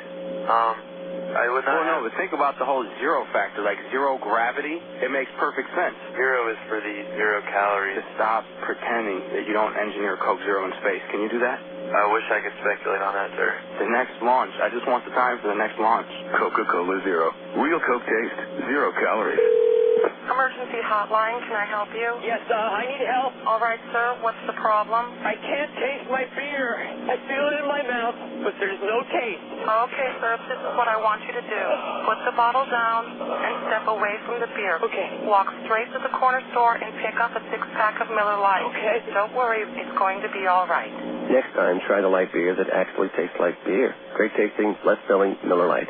Miller. Good call. Miller Brewing Company, Milwaukee, Wisconsin. You're listening to Arkansas Travelers Baseball. Back on April 13th, 1932, the Arkansas Travelers opened their brand new ballpark to thousands of breathless spectators. In Raywinter Field, 74 years as home of the Travs, it's been a breeding ground for big league talent. You've seen young men develop from fledgling minor leaguer to World Series hero and experience the highs of 9 league championships. Almost 9 million fans have spun through its turnstile. It's where we introduced our kids to the great game of baseball. We've brought dates to the bleachers and sat through rain delays with friends. We've grown up and grown older at Raywinter Field. This is our ballpark. The Travs' new home, Dickey Stevens Park, will be ready by April 2007, and the team's future is bright. But Raywinter Field has been a part of the fabric of life in Arkansas for 3/4 of a century. During the Travs' 2006 season, it's our chance to say goodbye to an old friend. Call 664-1555 or go to Travs.com. You're listening to Arkansas Travelers Baseball. What if there were no bad drivers? What if everyone always followed the speed limit? What if 10-car pileups didn't exist? In a world like that, we'd all be better off. It's why Allstate is introducing 2 incentives to drive safely. For every 6 months you don't have an accident, you'll get cash off your renewal bill with a safe driving bonus. And for every year of safe driving, you'll get $100 off your deductible with deductible rewards. Another year, another $100 off, up to $500. But it's not just about saving money. Safe driving also saves lives. It's time to make the world a better place to drive. That's Allstate stands. Are you in good hands? Get Allstate Your Choice Auto Insurance today. Call a local Allstate agent or 1-800-ALLSTATE. You can get $100 off your deductible the day you sign up. Features are optional and subject to terms, conditions, and availability. Deductible rewards apply to collision coverage. Patent pending. Allstate Property and Casualty Insurance Company and Allstate Fire and Casualty Insurance Company, Northbrook, Illinois. Emergency hotline, can I help you? Yes, I need help. All right, sir, what's the problem? I can't taste my beer. I take a sip, I feel it in my mouth, but there's no taste. Okay, sir, stay with me. What's your name? Robert. Okay, Robert, this is what I want you to do. Put the bottle down and step away from the beer. Okay. Walk straight down to the corner store and pick up a 6-pack of Miller Lite. Open one, take a sip, and everything should be right back to normal. Okay. Don't worry, Robert. It's going to be all right. Next time, try the light beer that actually tastes like beer. Great tasting, less filling Miller Lite. Miller. Good call. Miller Brewing Company, Milwaukee, Wisconsin. You're listening to Arkansas Travelers Baseball. It's time now for the Allstate Insurance post-game show. Once again, here's the voice of the Arkansas Travelers, Bill Elson. Back at Corpus Christi's Whataburger Field where the kids run the bases. And as they do, we get to the Allstate Insurance post-game report brought to you by Allstate Insurance. It's time to make the world a safer place to drive. That's Allstate, Stan. Are you in good hands? Bill Elson with you at Whataburger Field. And here are the unofficial final totals tonight for the Travelers. 4 runs, 10 hits, 2 errors, leaving 5 men on base. Corpus Christi scores 5 runs on 10 hits, committing 1 error, leaving 8 men on. Recapping the game, the Hooks caught a break in the first inning after Chris Hunter issued a 1-out walk to Ben Zobrist. He got a tailor-made double play ball hit by Hunter Pence to shortstop. Brandon Wood scooped it up on one bounce, got the force out at second, but Devin Day's relay to first was wild and thrown into the dugout, allowing Pence to get to second base on the throwing error. Then J.R. House falls behind the count 1-2, but ends up with a double to right center, scoring Pence, and the Hooks had a 1-0 lead. The Travs were up to the challenge immediately, tying the game against Juan Gutiérrez in the second. Gutiérrez had set down the first 5 batters he faced, but then Bobby Wilson with a 2-out single to left field. He scores when Nate Haynes sends a triple to right center. And it was a 1-1 tie heading into the third inning. That's where the Hooks scored the winning run. Hunter issuing a 1-out walk to Hunter Pence. Then J.R. House with a slow ground ball along the third base line. Matt Brown charged the ball and it went under his glove. No error was charged. House given an infield single. And then Pence moves to second base on the play. Jorge Cortez then extends his hit streak to 21 games in a row with a clean single to right, bringing up Walter Young with the bases loaded. Young just needed one pitch to line a base hit to right field, scoring Pence and House and putting the Hooks in front 3-1. Hunter Wood walked another batter, Saccomanno, to load the bases, but he left them loaded. And it was 3-1 going into the fourth inning. The Travelers' leadoff batter, Matt Brown, led off with a double to left field, but tried to stretch it to a triple and was thrown out by Jorge Cortez. And in the bottom of the fourth inning, the Hooks get a 1-out single from Ben Zobrist, and Hunter Pence with a 2-run blast to left field. Pence tied Tulsa's Joe Kashansky for the top spot in 2 power categories with his 19th home run and 57th and 58th runs batted in. That homer by Pence, it was just his second hit of the series, both of them home runs, and it gave the Hooks a 5-1 lead. The Travelers had to fight back from down 5-1, and they brought home 2 runs in the fifth against Gutiérrez. Nate Haynes, a leadoff single. He would steal second and go to third on Devin Day's fly out to the left field wall. With 2 outs, Dwayne Bacon popped up a bunt on the third base side, but he beat a throw to first by Gutiérrez, and in fact, Gutiérrez's throw was wild, getting Bacon into second. Haynes scoring on the play to cut the score to 5-2, and then Bacon steals third and comes home, and Aaron Peel's second base of the game, making the score 5-3. Gutiérrez then shut down the Travelers, setting down 4 batters in a row, although Greg Porter hit a fly out to the track in the 6th inning.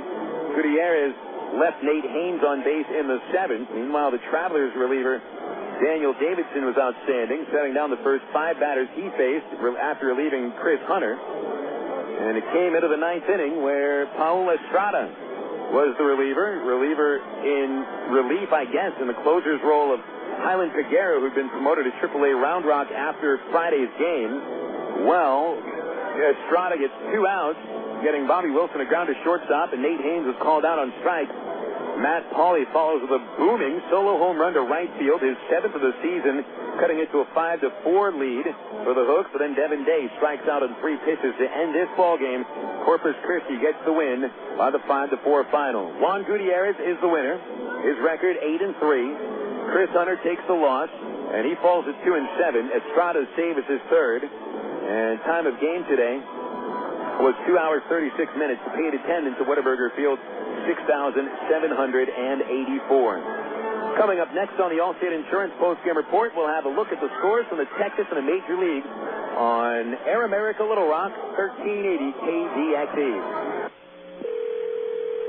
Coca-Cola, this is Mitchell. My friend's brother is a molecular biologist, and he was saying the only way you could have gotten Coke Zero to taste like the regular Coke was to engineer it in space. I would not. Well, no, but think about the whole zero factor, like zero gravity. It makes perfect sense. Zero is for the 0 calories. Just stop pretending that you don't engineer Coke Zero in space. Can you do that? I wish I could speculate on that, sir. The next launch. I just want the time for the next launch. Coca-Cola Zero. Real Coke taste. 0 calories. Your world is suddenly changing for the better, all because 2 great companies that you know and trust, have now joined forces to deliver the world that matters most. Yours. AT&T, with its passion to invent, and SPC, with its drive to deliver, have come together to create the most complete and secure network with products and services to keep you connected to work, home, to life. Introducing the new AT&T, your world delivered. You're listening to Arkansas Travelers Baseball. Back on the Allstate Insurance Postgame Report, time to make the world a safer place to drive. That's Allstate, Sand. Travelers lose this one by a 5-4 final score, and checking up the other games in the Texas League, all but one are finals. The Midland Rockhounds were shut out at Tulsa today, 3-0. Midland only recording 3 base hits in the loss, with Ubaldo Jimenez striking out 10 batters in 5 innings for his 9th win of the year. He goes to 9-2, leading the league in wins and lowering his second lowest ERA in the league to 2.45. Brad Knox pitched well but took the loss. He allowed a 3-run homer to Tulsa's Christian Colonel in the 4th, and Manuel Corpus saving his 19th, tying him with Mark Laurel of the Springfield Cardinals for the league lead. The Wichita Wranglers win 2-1 over Frisco, thanks to a fielding error in the bottom of the 9th by Jim Fasano that allows Billy Butler to score from third base with a winning run. Juan Cedeno broke an 8-game personal losing streak dating back to last year for his first win of this season. Jesse Chavez, the losing pitcher for the Rough Riders, falls to 2-5. The San Antonio Missions got a grand slam from Vladimir Valentin in the first inning, part of a 5-run frame for the Missions. And as of now, the Missions lead Springfield 8-4. Going out of the top of the 9th, Terry Evans has homered for the Cardinals, his 7th. Valentin's grand slam was his 14th home run of the year. Jesus Guzman chipped in with his 6th. So we'll look at the standings as of now. Wichita sweeping Frisco in a 4-game series. They are 1 game over Tulsa. The Travelers at 1-3, falling 2.5 games out, while the Cardinals 1-2 are right now a full 3 games out. Down at the South Division, Corpus Christi goes to 3-1. They're a half game in front of San Antonio, and that, of course, pens tonight's Missions Cardinals outcome. The Missions 2-1. Midland falls to 1-3, with Frisco dropping to 0-4. Over in the major leagues, there's 2 games in progress. The Houston Astros have pulled away from the White Sox at 7-1 Houston at the top of the 7th. Lance Berkman has hit his 22nd home run, and Mike Lamb number 6. Florida Marlins a 3-0 lead at the Yankees in the bottom of the 6th at Yankee Stadium. Miguel Cabrera a home run for the Fish. It was his 11th on the year. Now to the final scores. Games in American League parks. The Toronto Blue Jays fall to the Mets 7-4. Jose Reyes was 4 for 5, and he hit his 8th home run of the year. John Valentin and Carlos Beltran also going deep. Beltran's 20th home run of the year. Benji Molina and Lyle Overbay go deep. For the Blue Jays, Steve Traxel, the winner, is 6-4. Josh Towers drops to 1-9. Billy Wagner saving his 15th. Cincinnati Reds saw Ken Griffey Jr. hit his 549th career home run, and the Reds beat the Indians 4-2 at Jacobs Field. The home run for Griffey sends him past Mike Schmidt on the all-time list, his 13th of the season. Adam Dunn hit his 24th. Ramirez the winner, 3-6. Sowers the loser, 0-1, and Coffey coming on for save number 6. The Detroit Tigers scored 3 runs in the 8th inning and go on to beat the Cardinals by a final of 4-1. It's the Cards' 6th consecutive loss, and the Tigers' 9th win in 10 games, their 51st win of the season. The Atlanta Braves beat Tampa Bay 4-1. Major League debut of Chuck James. He took a one-hitter into the 7th and picks up the win. Jorge Sosa came on for the save, his first. Ben Hendrickson, the loser, 4-8. Todd Pratt, a home run for the Braves, his second. Washington over Baltimore 9-5, with Livan Hernandez helping to end the Nationals' losing streak stop at 5.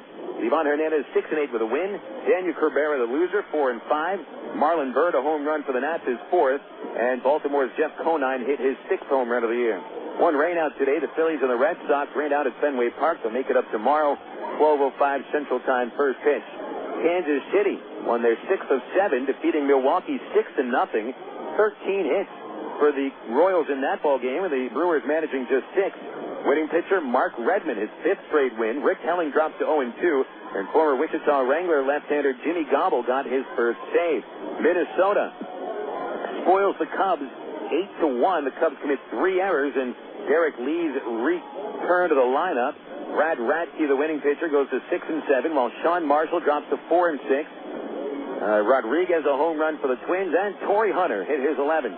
First game of the day-night doubleheader at Yankee Stadium. Mike Mussina outpitches Dontrell Willis, and the Yankees beat the Marlins 2-1. Johnny Damon, a solo home run, and also another RBI, finishing with both runs batted in for the Yankees. Mike Mussina 9-3, while Willis drops to 4-7.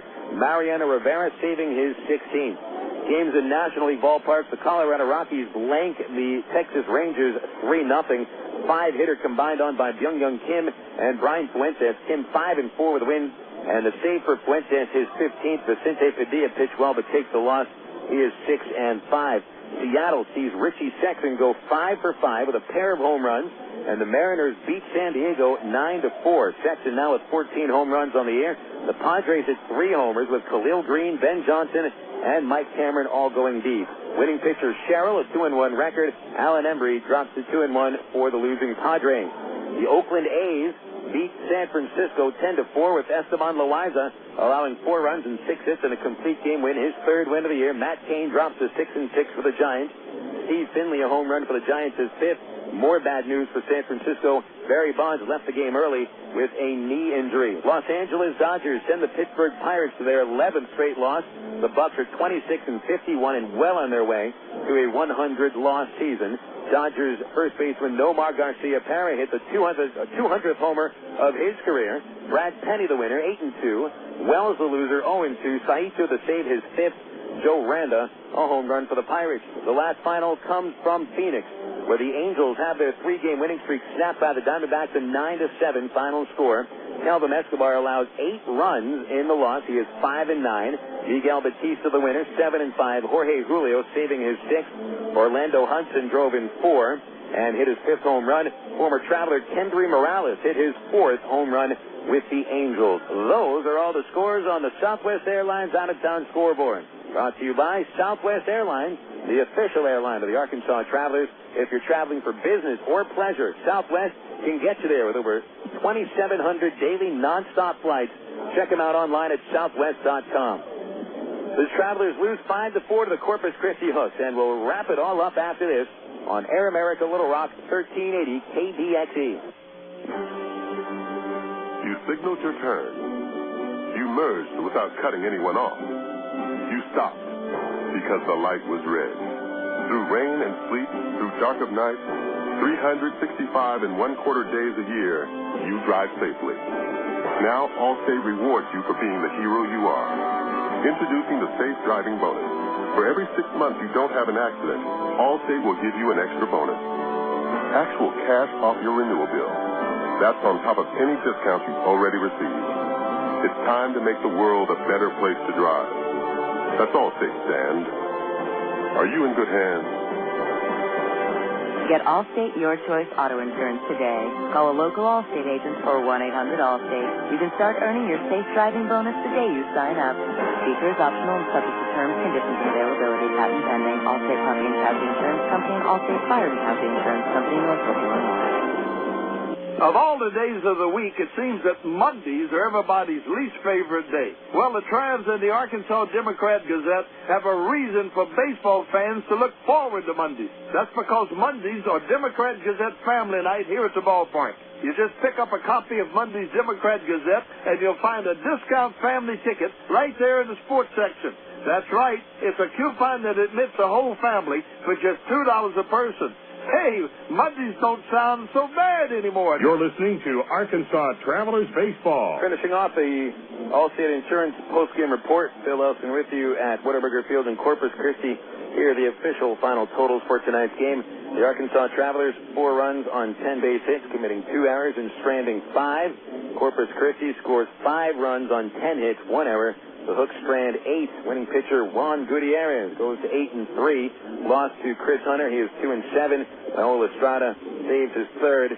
Time of game 2 hours 36 minutes, and the paid attendance 6,784. Had a couple of homers in this game, one by each team.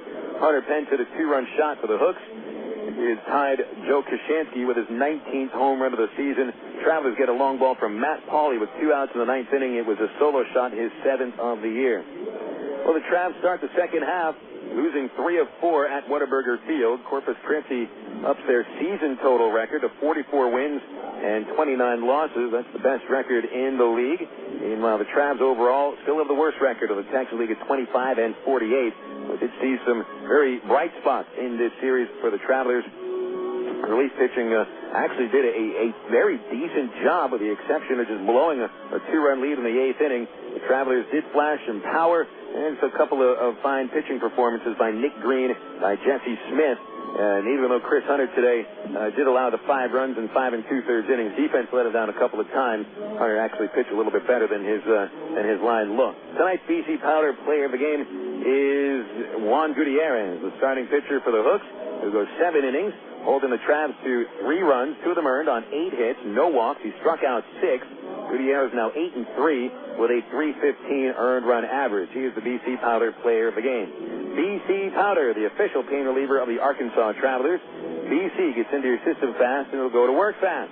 Headaches, backaches, muscle pain, nothing works faster than BC. Use as directed. Well, next up for the Travelers, a 3-game set with the San Antonio Missions, the AA affiliate of the Seattle Mariners. As of now, are still battling the Springfield Cardinals in the 9th inning at Wolf Municipal Stadium. Tomorrow, it'll be a 7:05 first pitch at the Wolf. Pitching matchup is the Travs right-hander Rafael Rodriguez at 2-5 with an 8.46 ERA. His mount opponent is Mission right-hander Yorman Bizzardo. Bizzardo was an All-Star who did not appear in the All-Star game. A record of 3-3 with a .302 earned run average. Again, the first pitch, 7:05 Central Time, and airtime will be 6:45 right here on Air America Little Rock, 1380 KDXE. I'd like to thank Matt Algerman and Lindsey Floyd back at the studios, the folks at minorleaguebaseball.com for getting our broadcast on the internet. Most of all, thank you fans for tuning in to our broadcast on this fine Sunday night by the Corpus Christi Bay. My name's Phil Elson. Again, thanks for tuning in. Our final score from Corpus Christi. The Corpus Christi Hooks 5 and the Arkansas Travelers 4. Folks, don't forget, it is only a game. We'll talk Traveler baseball again tomorrow night.